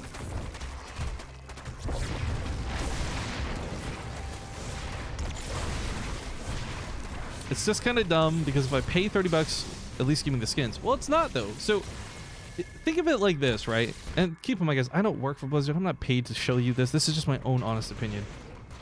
The war chest gives you like an early access option to skins that you can pay for. Because if you don't unlock them, you can pay 25 bucks per race. Obviously, you don't want to pay 75 bucks in total, right? You pay 30 bucks for the chance to unlock all the skins, not necessarily for free, but at a severely discounted cost than buying them all later. I think it's cool. You guys can be upset about it. I totally understand where you come from. I've been in that situation in my life where I didn't have money, so anything that costs money is bullshit, etc., etc. But I think the way they've done it is way better. Like, you look at the loot box scandals and scams and all this other shit, this isn't like that at all. I think this is a way better way to be doing these kind of unlocks. Not to mention the skins are just totally cosmetic, right? There's no actual, like, you don't win games because, well, maybe you do because your dick's bigger when you've got a big skin, but, you know, show off all this cool, flex those units. But no, the point is, like, it's not pay to win. And anyone who thinks it is just absolutely insane. By the way, great snipe down here as we're working at it slow, but surely the Swarm Hosts and the Broodlords get that base. But Stasis, for all the memes and all the hate I want to give this map, this might be one of the better games we've seen on it. I've never really seen this map go to the point where all the bases are being taken. This is usually like a 3 base game, maybe 4 bases in some situations, and then it's over because somebody has died. But these guys are still expanding to each of the corners of the map. They're still harassing each other's bases too, and there's big fights in the middle. Maybe, just maybe, not likely, but maybe I could be convinced to like this map if more games look like this on this map. But, ooh, Zealots in the main base are gutting Bly. They just killed the Greater Spire, so no more Broodlords, and more importantly, no more Corruptors for a small period of time. Now, Bly's already got a lot of them, so it's not so dangerous, but without more Corruptors, dealing with this air army, looking more and more difficult. I don't work for Blizzard. Why are you quoting me with this? I literally don't work for Blizzard. There's a lot of people who get the misunderstanding too that like Blizzard pays me to do anything, guys. Like, they don't fund any of these tournaments. They don't pay me a salary. In fact, some of the, it's funny, like just a little bit of a fun story here. Some of the people at Blizzard tend to forget that Blizzard doesn't pay me to do things because they have a lot of say and control over a lot of the other people who are in the scene because they do pay them to do events. They've never hired me for anything, which is fine because it also gives me the freedom to just say fuck off. Not that I often find myself in that situation, by the way, just in fairness. The people I have interacted with at Blizzard have mostly been great. Just that odd time now and again.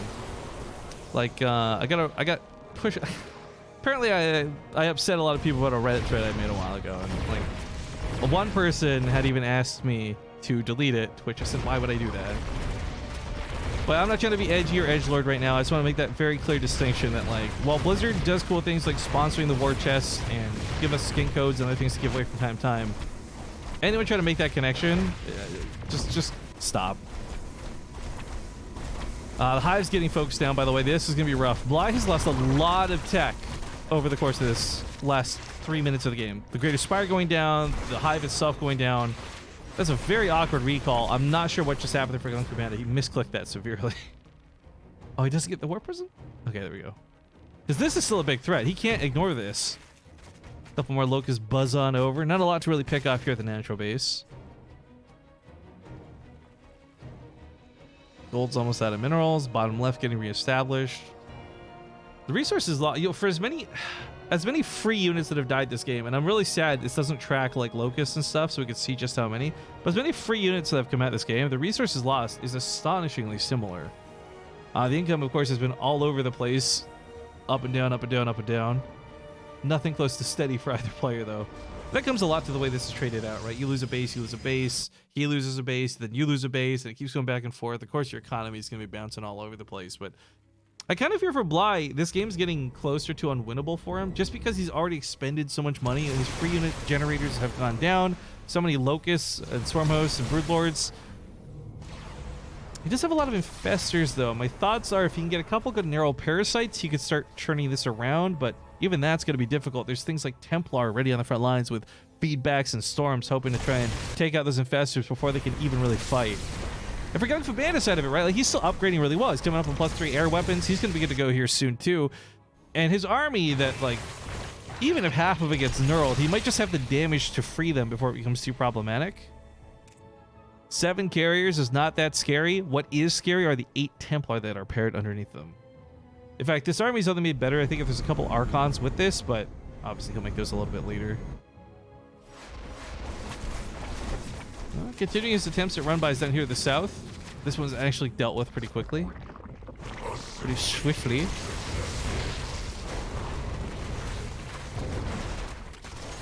Oh, it's a big fungal, and he picks off those Templar, and like I said, guys, the Templar were this scarier part of this army. If Bly was counting, and he counted 6, then he knows he's going to push in with the rest of his army, but he doesn't yet. He's still got these Zealots to deal with, which is super annoying. Lions, Tigers, and Bears, oh my ass, BaseTradeTV. I'm not sure why you call Locusts and Broodlings free units. If Swarm Hosts and Broodlords didn't shoot those, what would they shoot? I'm sorry, but that is actually just such a dumb question, I'm not even going to answer it. But thank you for asking it. The Spire's going to die again. This denies +2 armor upgrades, but again, it also denies the ability to make more air units, which sucks. Oh, and Bly got in a little place with these full energy infestors. Oh my god, did it just die like that? It's really unfortunate.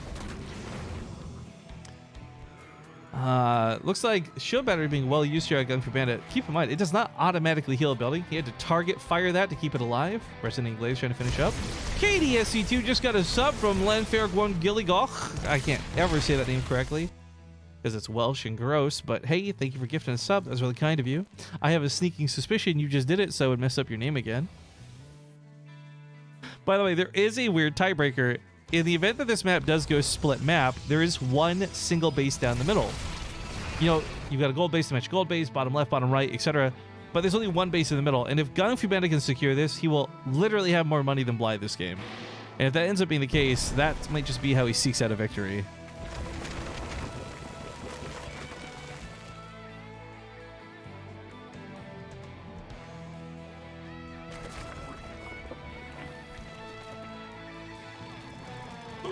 Excuse me just 1 sec. I'm taking my 7th inning stretch real quick. Well, he's made a tech swap, by the way. He's got a decent sized bank at the moment. But, well, he just used up a lot. Well, he still has actually a pretty good bank, but he just built 11 infestors. He's moving towards Ultralisk, which I find is a really interesting choice.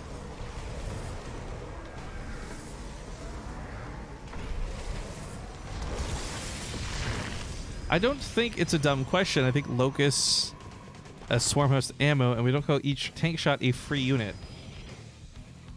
My dude, I understand the thought process you have with this, but you can't. It literally creates a new unit with a timed health bar that you can control. You can make it move, you can make it attack, you can control it. It literally creates a unit that didn't cost anything. Carriers create interceptors, but those cost 15 minerals and can't be controlled. Those are ammo. This is a really dumb argument to be trying to take the side of. I don't know. I can't even engage you in this anymore, my guy. I see you in the chat all the time, which is why I read the question in the first place. I know you're not a troll, but I just can't get with you on this one. This is like we got to agree to disagree.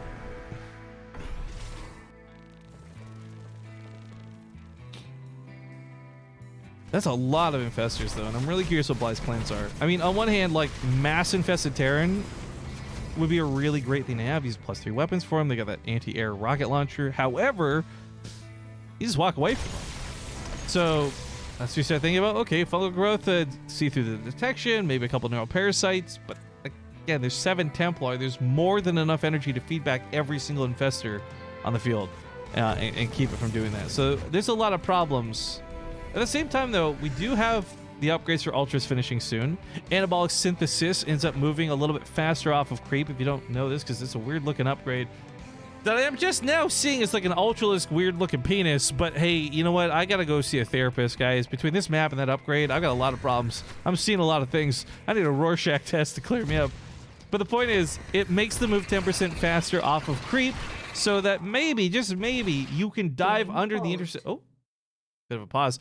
Maybe you can dive under the carriers, and maybe with those Ultralisks, before they die, they take out those Templar. And if that is possibly the case, because, like I said, the Templar are the most terrifying part of this army, whether they're here to feed back the infestors and stop them from casting Neural Parasite, or whether they're simply for storms, either way, these Templar, not the carriers, are the true powerhouse of this army, I believe. And, do I have referee? I do.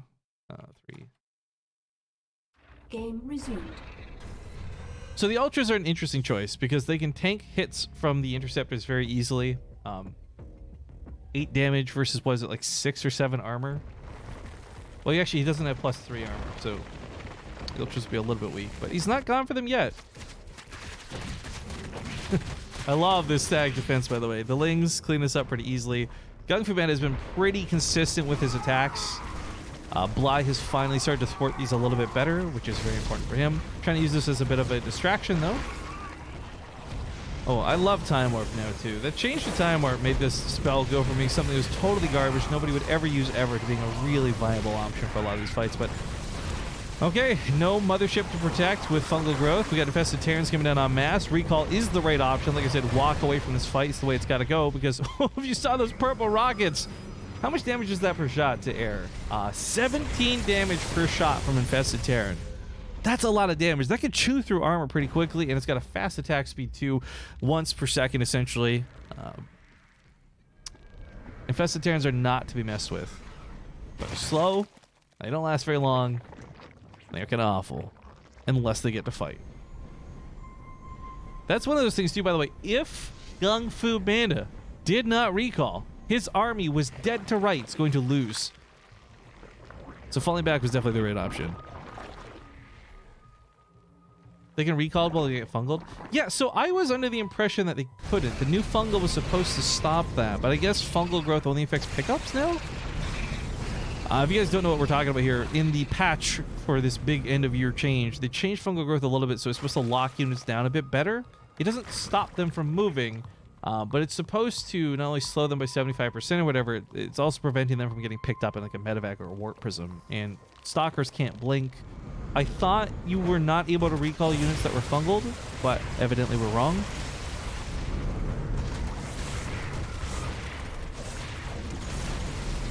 But it's a good today I learned moment.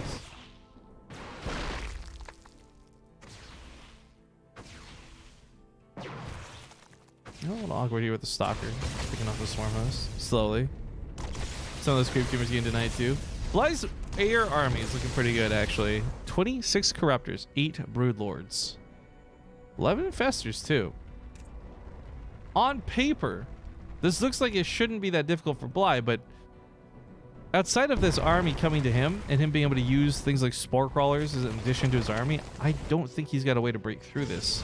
And the problem I highlighted earlier still comes down to the fact that as Gung Fu Banda mines this base out, this base is the advantage in this game. That's actually like 30,000 something minerals he's going to have to lose over Bly, which is a real problem. Not to mention the gas. This base being here is huge. And also, I guess, quick reminder, this is game 1 in a best of 5. So, no, we're quite close to being done yet. But a great start to the series for sure.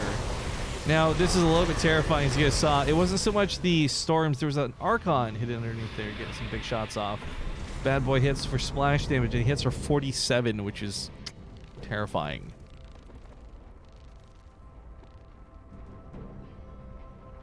Peppers will slowly heal over time.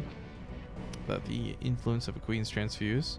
Bly's starting to transform a lot of his army into buildings, which is great, actually. All things considered. Less drones means more army supply, and if you can turn said drone into like a building to defend with, or in this weird case attack with, even better. A lot of you guys are discussing the matchup too right now in terms of like balance. I actually have something I'm going to spam for you in Twitch chat here. I have a poll running on my Twitter. Not everyone here has Twitter, I know, blah, blah, blah, blah, blah. But if you do, I'm not asking you to retweet or share it or anything. I'm just asking you to vote in the poll. It says, which race needs a buff the most right now? Terran, Zerg, or Protoss? I'm not going to spoil anything. Just curious what your guys' thoughts are, so go ahead and vote in that poll. Meanwhile, on the bottom left, attacks still continue, but man, the Zerglings and these spine crawlers, these have been really cost-effective defenses. Gung Fu Band is bleeding out a lot of money. In fact, how many overall this game? 125 zealots have died. Probably, I would estimate 70 of which have been purely through run-bys. Oh, we got another pause as we have been an issue here for Gung Fu Banda. Everyone else, make sure you do that big 7th inning stretch. As we've all been sitting down for quite some time watching this game.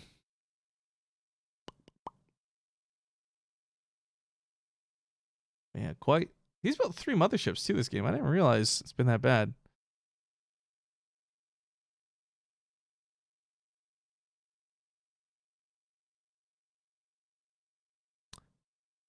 Well, I guess while we wait for him to fix his monitor and hope it's nothing too serious, I would actually, I'll love if you guys could retweet this if you got a minute. Squeeze me. Oh, let's get this going first. Game resumed. Just a tweet about the finals, if you guys could.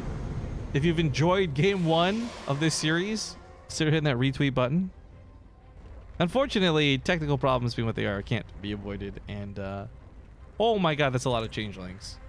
That's 46 changelings. Yo, it's so sick.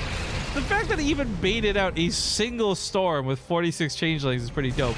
But then he gets a few of them underneath the army as well. So Bly actually has vision and scouting of this army.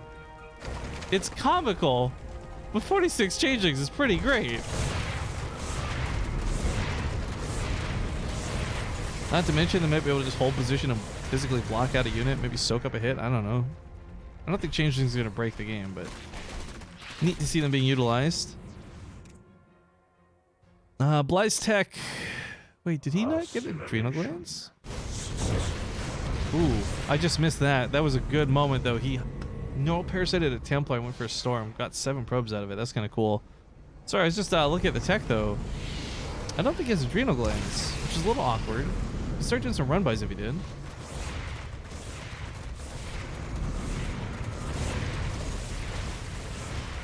Well, it's a slow push-up for the attack, but there's some good cover for this. Ling's on the run-by.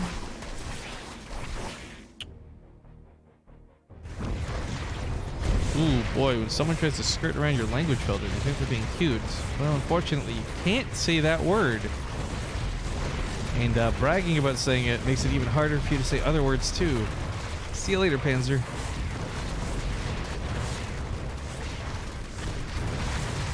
Alright, this base gets broken. This was a pretty important base, by the way, but at the same time, all of this base had been afforded the opportunity for him to send these run-bys, essentially, that have been going on over the course of the game.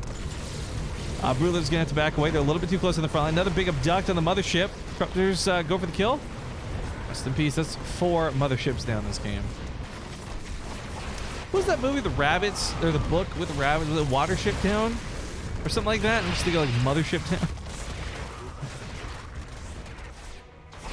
DTs are gonna kill the other hive, by the way. Bly has money, but the last thing he wants to have to do is replace some of this tech. Like removing hive from play, removing Greater Strike, killing the infestation pit now, by the way. No more infestors to worry about. And now Bly moves on to taking the space, but as we can see, it has been pretty mostly mined out. There's a little bit of gas left. I think the gas is more valuable than the minerals, but ooh, big Zealot attacks out of here in the south. Unfortunately, the defenses have been pretty strong all game from Bly. Big fungal growth on that army. As his changelings continue to follow this. I think Bly's done it, guys. I didn't think Bly could break this, but a couple of clever moves here and there have really got him some of these wins that he really needs in the game to get ahead. Lings flood into the main base. You know what? Gung Fu Band has been so busy removing tech from Bly, he might not have ever thought about his own being in jeopardy, but this run-by is a problem. Zealots down here to the south. Gonna shred through the Lings pretty quickly. These are fully upgraded Zealots. Spine crawlers alone aren't going to be enough. Bly's going to have to pull back to deal with this, but all of his army that can respond is slow and super out of position. If he loses this base, it's not the end of the world. He did already mine out all the gas from it. It'd be great if he could save it, obviously. I'm thinking normal parasites, dude. Nope. Yo, this one's going to take me back. Liquid Chef. Way, way back. We're talking like Wings of Liberty days. I got to cast him in a game versus Grubby, I think it was.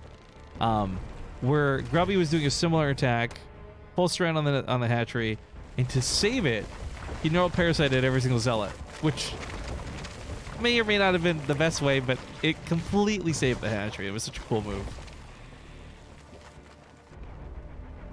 Not to try and drop those names too hard, let me just pick those up off the floor, guys, but I miss watching those guys play. I don't have a lot of the same nostalgia for old school esports that a lot of people do.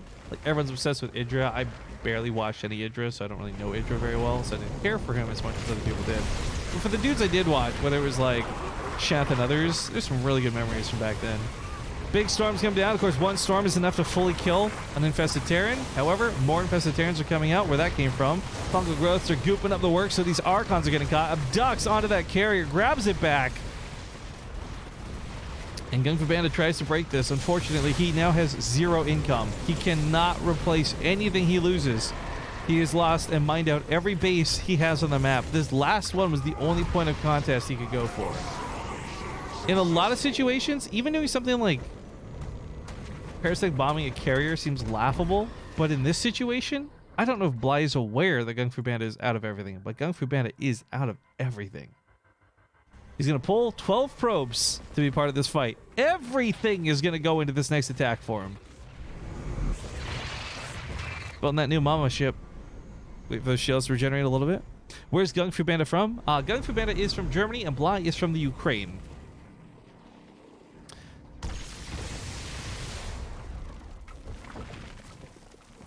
Those abducts are terrifying. Yeah, even if the Viper dies, you can see the abduct still goes off. Grabbing these units, focusing them down, whether it's the Corruptors or the Spore Crawlers, both are very helpful in this situation.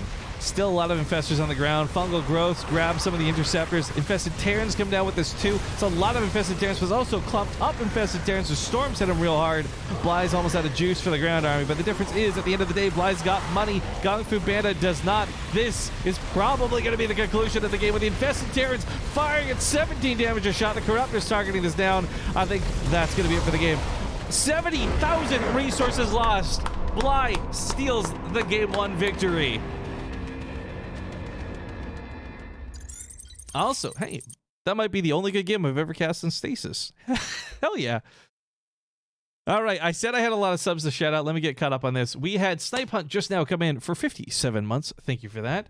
Then Incorruptible Lizard gifted subs out to Kill Roy Redman, McLeast, Dreet, Ludius, Hammerfaust1, The Lime Guy, Sneebs, McRoy, Kenoki, and Red Rufio. If I said any of those names wrong, welcome to BaseTradeTV. Thank you guys for being here to get gifted a sub in the first place. You forgot to advertise on chat that this was the best game of the day. I don't think this was, though, right? I think this game was great. Don't get me wrong. I still think that first game with Clem and Gung Fu, or excuse me, Clem and Geralt was the best game of the day, if I'm going to be perfectly honest.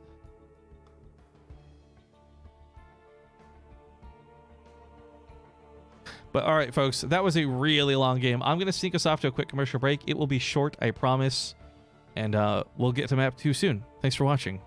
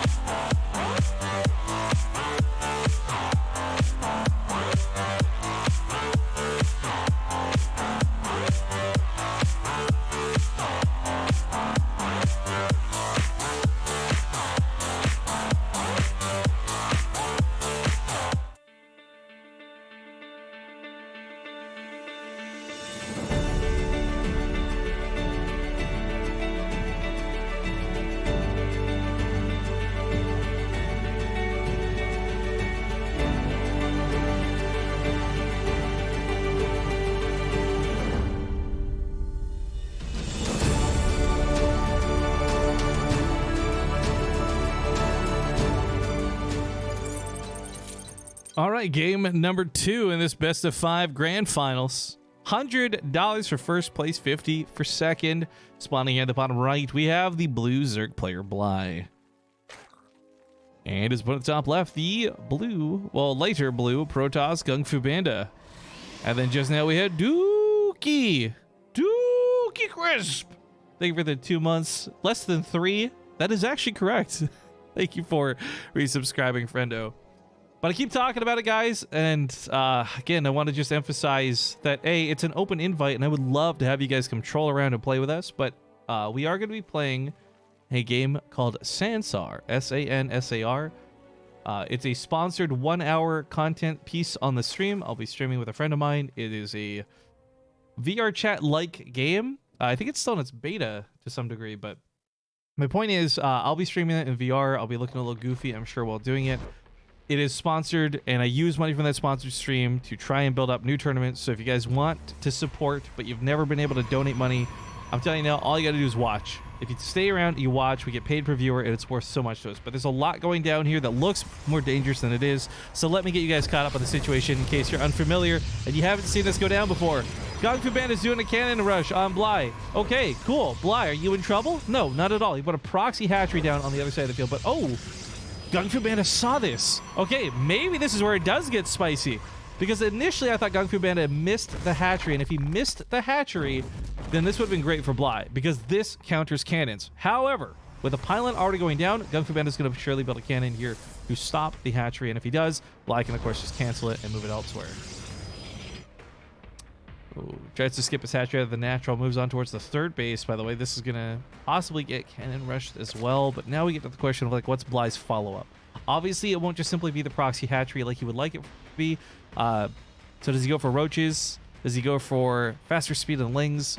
I think Ravagers, for me, seem to be the best in a lot of these situations, especially because proxies can follow up with robos, but there's the cancel. He does successfully bait a cannon, I suppose. Mistimed a little bit there out of Kung Fu Banda. So he moves over, he takes one of the gases, and actually a gas steal like this is a pretty big deal for anyone who wants to recover from this. But the cannon rush ended up not being like a big cannon dedication. He only built the one cannon and the one pylon after all. I had to spend the rest of his money and time defending it home. This gives Bly the opportunity to not just expand over here, but over here. So he still gets his 3 hatcheries down, but this isn't necessarily a great spot for him because he still has very much so the problem of Kung Fu Banda being around his base.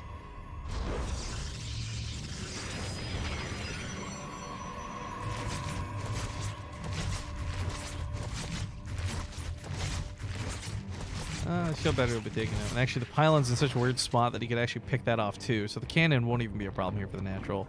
This base won't be in danger, but the probes or drones, excuse me, that transfer around might be.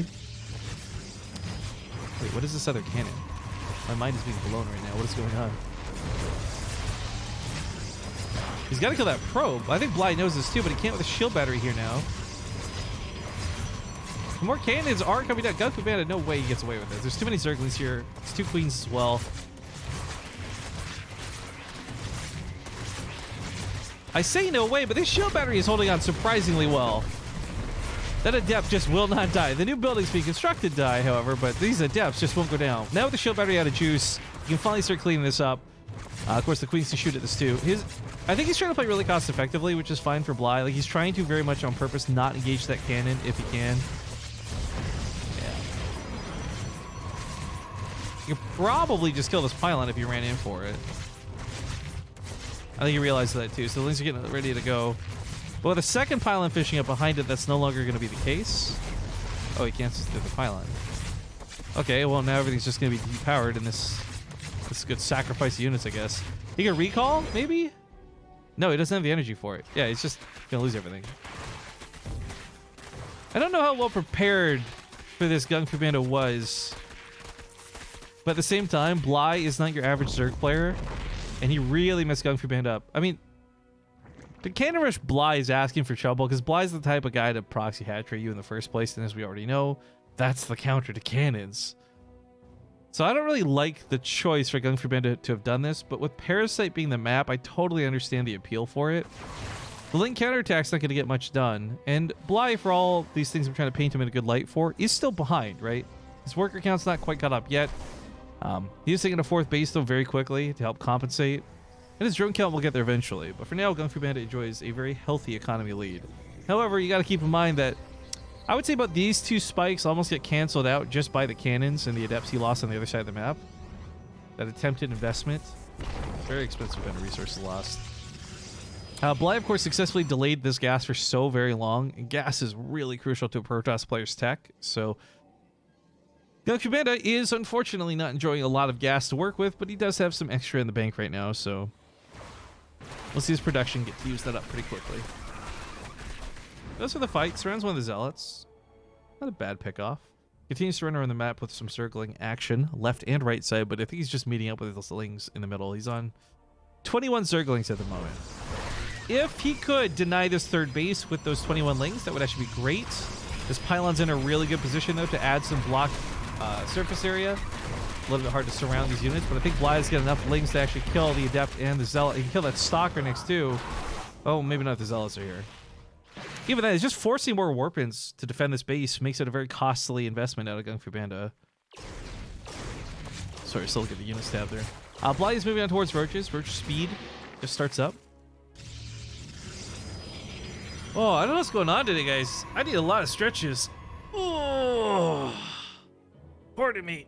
As you just get those guttural grunts. I'm just too cramped up, man. I gotta get all limbered up for when we do the VR stream and I embarrass myself. Oh yeah, that's something I'm gonna need you guys to help me decide.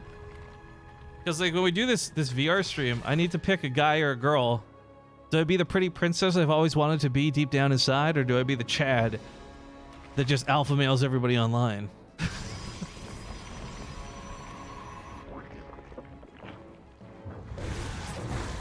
Archon's getting a blast offer too. Big warp underneath the two, some Zealots coming in. Uganda Knuckles in all caps. God damn it, Hard Revenge. Yo, Hard Revenge, have you been watching Forsen stream with Atlas? Because I have some comments, but we'll save them for a little bit later, I suppose. He will clean this up, but man, this took some time. Zealots are pretty tanky. This lets that Warp Prism get to the main base with the Archons, but that's where the Roaches come in handy. Still walking around, rotating, picking up some drones. Gung Fu Band is executing this pretty well, I gotta say, all things considered. Become Princess Chad. Just found like the manliest avatar I can and put like a pretty princess dress on him. Got it. Understood. Nah, of course, we'll figure that stuff out. I think character creation, like, here's the thing, right? Whether you're playing Skyrim, VR chat, or like Sansar or any other game out there, like, character creation is probably where I spend like a good 80% of my game. Mom, it's not a phase. I was born a rat attack. Thank you, Wardy, for contributing. Hello, Zergly, thank you for the 301 bits. If you can't be a Rattatail, why even bother playing? That's a good point. Why is Rift Blush not a BaseTradeTV emote? Because it's a garbage emote. You're aware that I hate this emote, right? This isn't some like loving, affectionate thing. Like, if you guys don't know the origin of Rift Blush, sit down around the campfire. Let me tell you, I did a cooking stream with Lynn, my roommate. It went horribly wrong. There was a screenshot taken from it by somebody named NixPip. Stop posting it in chat while I'm telling the fucking story. There was a screenshot taken. Stop it! By NixPip. She turned this into a silly, dumb picture, which then was clipped into her tier 3 emote, right? Wardy subscribed to her for 25 bucks, tier 3, to get this emote to harass me with. And then she decided to give it to him so he could use it as a tier 1 emote after seeing how successful it was to fucking widespread this bullshit to all you idiots who are typing in chat right now. Ugh! Ugh! So angry! So mad all the time, and I never know why. And then I went to TwitchCon, and I met Mr. D-Roy, who's a mutual friend, and he shows up in this fucking t-shirt, and the t-shirt is just printed with a million of those faces on it. Like, it's just purely a Rift Blush t-shirt. So when you ask me, why is Rift Blush not a BaseTradeTV emote, I'm trying so hard not to ban you, even though I know it's an innocent question. Of course, by the way, while it's been going on, some sick Muto play out of Bly, dives in, gets about 10 probes, some nice harass here in Gung Fu Panda. Very well done. Not gonna be able to deny +2 weapons or anything crazy like that, but I'd say kind of worth the cost for how much he was taking early on. Now, he can also push back things like this Warp Prism. Ooh, big deny on the Zealots. Nicely done. Also, if you guys don't know, I don't know if anyone's ever looked at the BaseTradeTV rule set we have, but in our rules, we actually have it outlined that if you have the tier 3 Nix subscription for the stupid Rift Blush emote, you are not allowed to compete in BaseTradeTV events. So Wardy is banned from BaseTradeTV events as far as playing in them.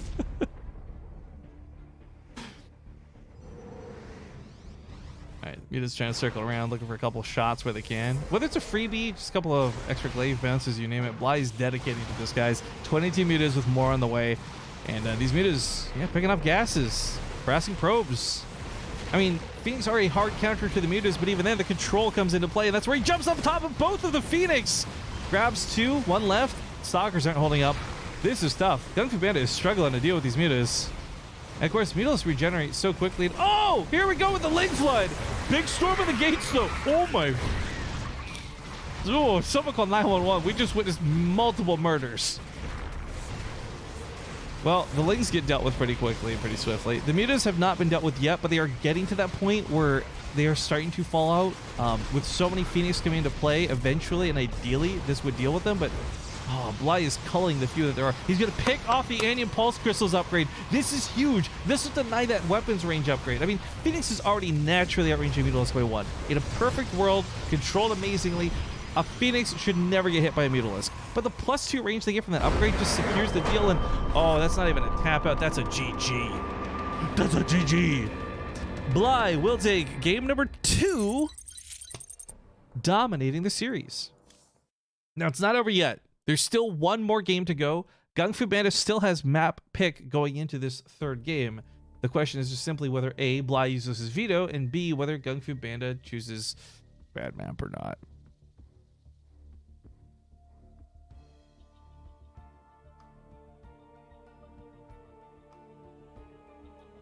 We are waiting on the map pick. So again, guys, thank you so much for joining us for this pop-up cup. Kind of came out of nowhere, but some good times, some good games. I'm glad we could watch this all together.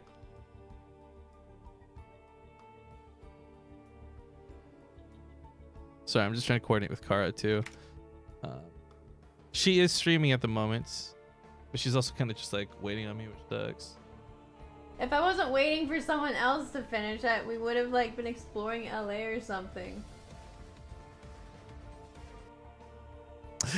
Yeah, that's on me. All right, well, while we're waiting on the map here.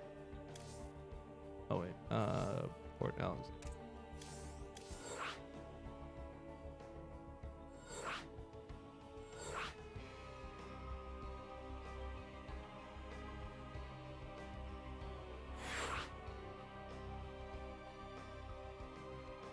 Oh, Bly pulled out the veto. Ooh. Okay, so Port Alexander was picked out of Gung Fu Bandit, and Bly actually smacked it down. So he's got to pick a different map. Bly now up 2-0. He controls the map picks by vetoing the one map that perhaps Gung Fu Bandit is really relying on. This is the shirt for the... Yeah, look, this stupid shit right here. This isn't funny. D-Roy is like 7 feet tall, and he came up to me wearing this dumb... I didn't even know he was going to be there. He came up to me wearing this dumb fucking t-shirt. All I could do was just be grumpy about it. Like, how do you respond to that? All right. Pick Cerulean Fall.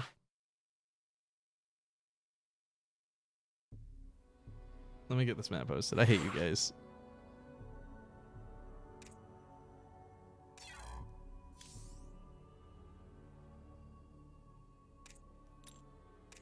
All right, could be the final game. He's the Chad you're desperate to be. Don't you ever fucking say that again about D-Ray in my chat. I swear to God, I will ban you so hard.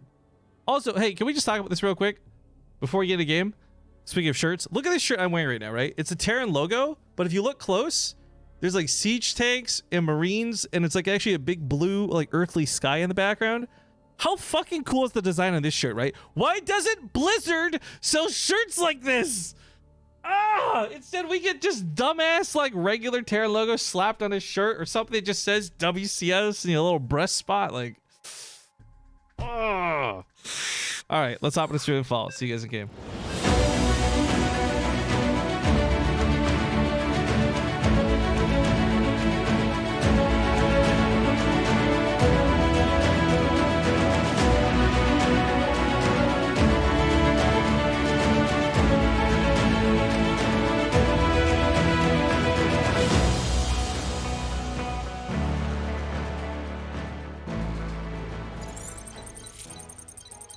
All right, we're getting back into... No! Fucking wrong button! Stay away! I gotta close this. Get off my window.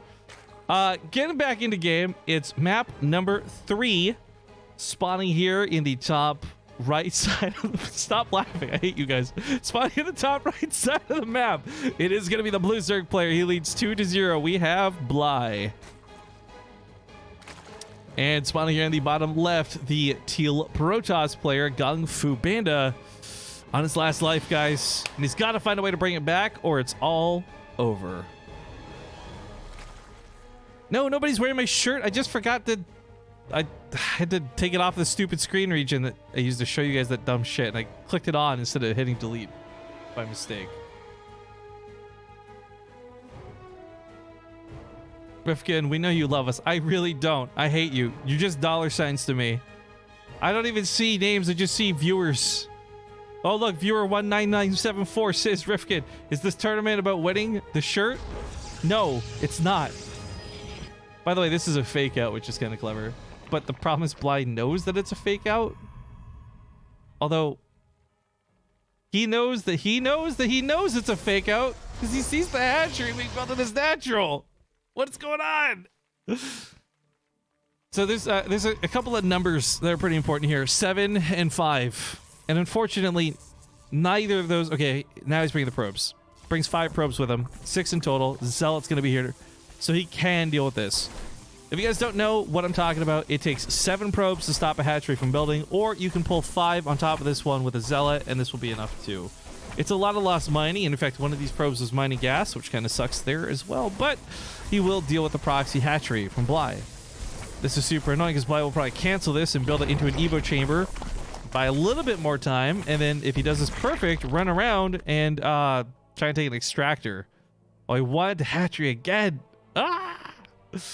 The problem is now with the Zealot out, though, he really doesn't have a lot of options. So I think scouting / gas stealing is not a bad follow-up to this. Gung Fu Banda, you guys will note, took his gas immediately upon realizing that drone was heading to the main. Bly, having shaken the tail of the Zealot, will probably consider putting down another hatchery, but... I mean, it's an interesting way this works, right? To lose this... To can't... Thank you for the 300 bits. To lose a hatchery, to cancel, it's like, what, 75 minerals, right? Is that worth it? You know, you're building a second one now. When this gets canceled, that's 150 minerals than you've spent on canceled buildings. I kind of think, yes. The reaction it invokes out of your opponent, I think, is worth more than the mineral cost. I mean, for example, pulling 6 probes off of mining to deal with the natural hatchery, definitely worth the 75 minerals. Second time around, there's a Zealot. It's not as worthwhile, but the point is you're still forcing your opponent to look this direction. You're forcing them to consider and think about things they wouldn't normally have to think about in this matchup. So for Bly, I kind of like the aspect of it from that perspective, but ultimately I don't imagine this base will do much of anything. Is the Nexus misplaced? No, that looks normal to me.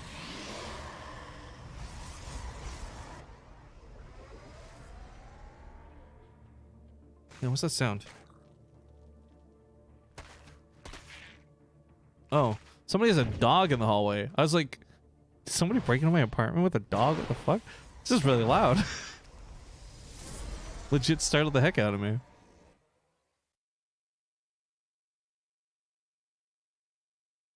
Well, things that could be looking around the bases for now. Not a lot for them to really see, other than the fact that there isn't a third. And I guess you can deny a probe if it wanders over here, but I don't think Gung Fu Banda is taking a third base anytime soon. By the way, I know it was a trolley question from the bits. When is the Rift Blush Cup scheduled? It's not, but the Rat Attack Cup is still something I just want to put out there because I don't want people to think I've forgotten about it, or I'm hoping that you guys forget about it. I still have the money we set aside for the Rat Attack Cup. I have not spent that. That is sitting there specifically for that tournament. We also have a show match with Wardy I need to do. To be clear though, guys, like, so much of this is on Wardy, not on me. He's not had a lot of free time, and I'm not trying to blame him. This is just like actual justification. As much as I like to normally shit on Wardy and joke around about stuff, he's been a little bit too busy to do anything with recently, but I have not forgotten. We still have the money, and hopefully at some point we can make this tournament happen. And just to be clear, if it doesn't, for whatever reason, and I hope it does, but if for whatever reason we can't make a Rat Attack Cup happen, I'll just recycle those funds into something else. I won't pocket that cash or anything like that. But the point is, we did put that money aside specifically for it, and at some point, hopefully it will happen. But I like bringing stuff up like that because I want to keep myself accountable. I think, too, I am also somebody guilty who can become lazy and forgetful about things. And I think by bringing it up now and again on a stream, it kind of forces me to be accountable about it, right? Public now knows, okay, pressure's on. Make sure you do this. Don't forget about it. No scammers and all that.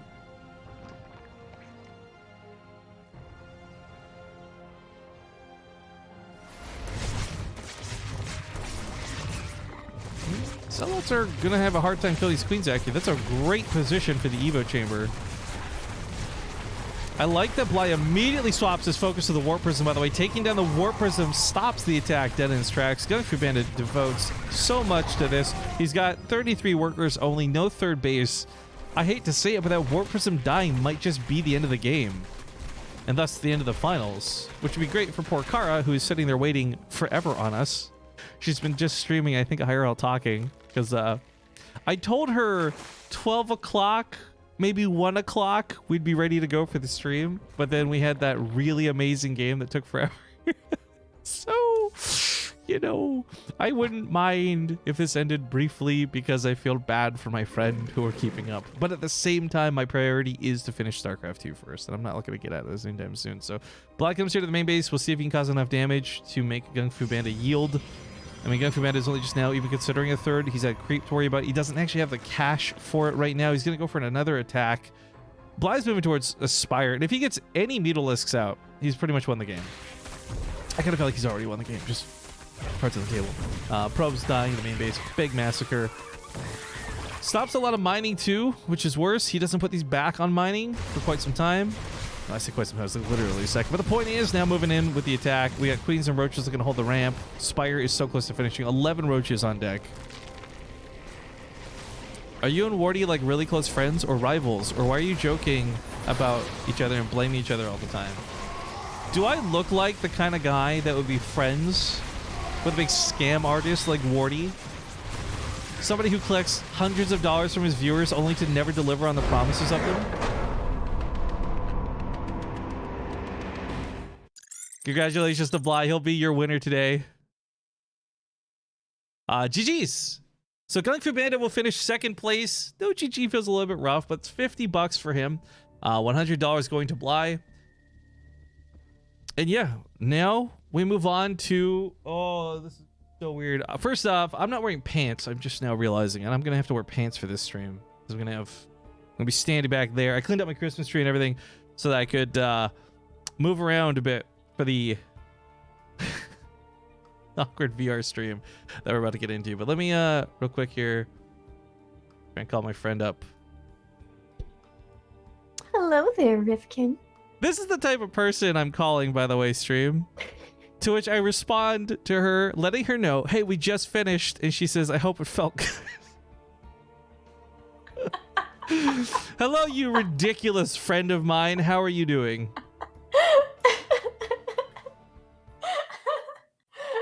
Well, did it?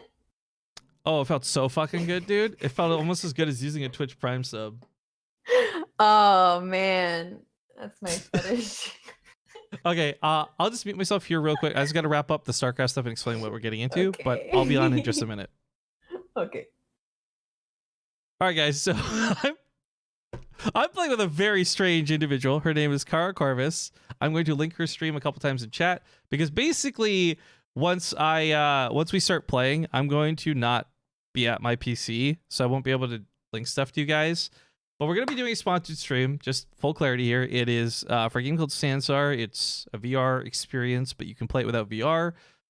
I know nothing about how this will work at all, guys. I also have to swap my microphones around because I can't use my good mic when I'm halfway across the room, which I actually didn't consider till just now. I guess I'll have to use the Corsair mic. But yeah, VR.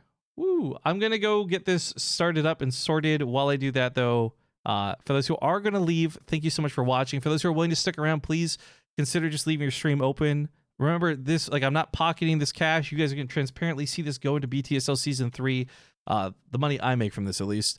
I'll be splitting a portion of this with Kara because she forgot to pick up her bounty because she's a dummy, and I don't want her to just work for free. So I'll be paying her a small portion of this to stick around. But guys, it should be some fun stuff. I'm doing this for 1 hour. I hope you stick around for it. If you don't, have a great day. If you're a subscriber or a Patreon supporter, be sure to check later for the replay packs. I'll post those a little bit later tonight. If any of you guys go to Scar's chat and post a Rift Blush, I will fucking kill you. Please don't embarrass me like this, okay? Whatever. Anyways, I'm only going to chat a couple more times. Guys, I'll be right back. Thanks for watching. VR weirdness when we get back.